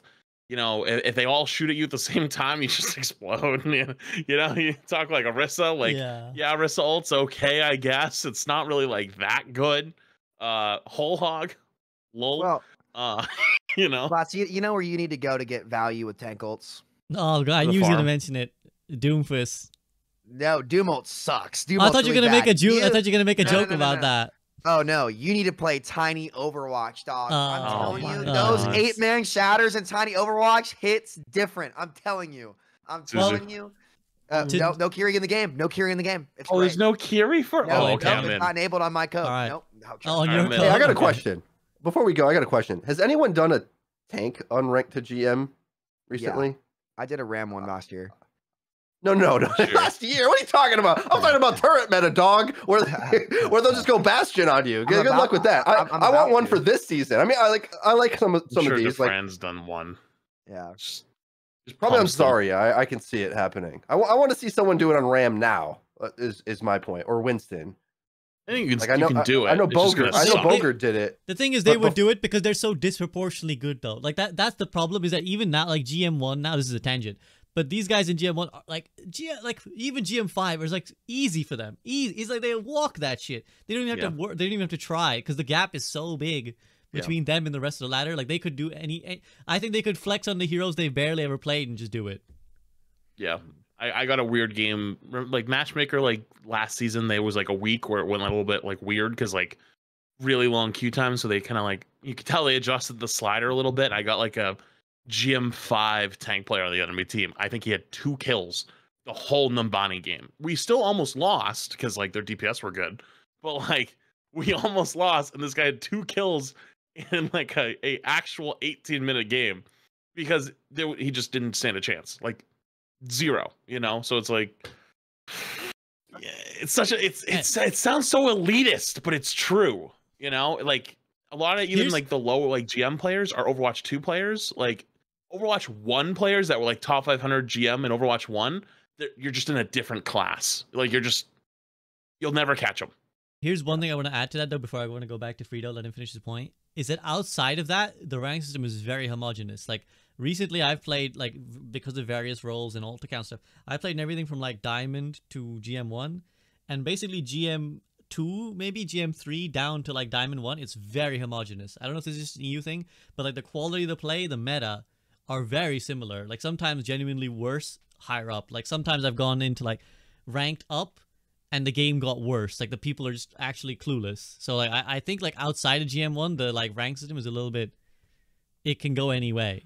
Which is why I asked the question, like, is anyone doing it recently? Like I know there's a lot of other heroes that are getting, anyway, whatever. Link me on Twitter if someone sees a bunch of those. I just think like season with the new tank. Of course, I mean, so will everyone. I think, but I want it now in the miserable tank meta. But that's what I'm trying to say. Frito is every Twitch viewer ever because he's like, I want to see you suffer. I want to see. No, I want to learn, man. Like, you know I'm struggling out here, man. Frito, if I can find an account, I'll take you up on that. Take Frito's account. Like I know you can do it on Doom. I'd say like Doom's got the skill expression. TOS, you're cut. It's true. It's true. I'm done. I'm canceled. Get rolled. Anything else you want to add, Frito, before I give like my concluding thoughts? You go. I'm optimistic generally. Like I think the I said you go, and then I remembered what I wanted to say. No, you go. I think we're on the general trend towards actual Overwatch 2. Because the previous year was like Overwatch 2 wink. Like it was like, remember the thing we set up was it's coming. PvE's coming still.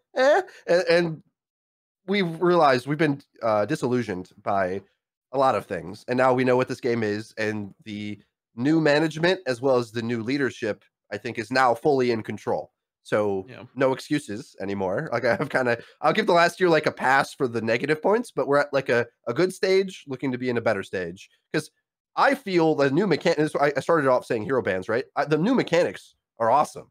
Like as far as gameplay diversity in a shooter game, Overwatch is never going to get the credit it deserves for this, but we like Ram and Junker Queen and like all these heroes, like what game is doing it like this? Like the mechanics are very fun in the game.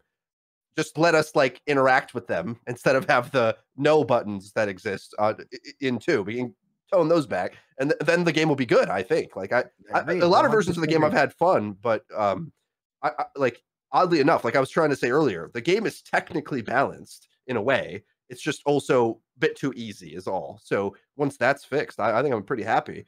More content, more characters, just keep adding them, and I have to imagine that there's got to be a way to thin out the roster though, because especially if they want counterpicking to be anywhere remotely as powerful as it is, to limit it. No one really commented on the limit the number of swaps idea. Maybe we'll talk about that later, but something like that. They got to do something like that, because the whole like ring around the rosy of swapathon for everybody is it doesn't benefit the gameplay really beyond the casuals who feel empowered by winning easily by knowing a couple heroes that are overpowered. Like that's anyway.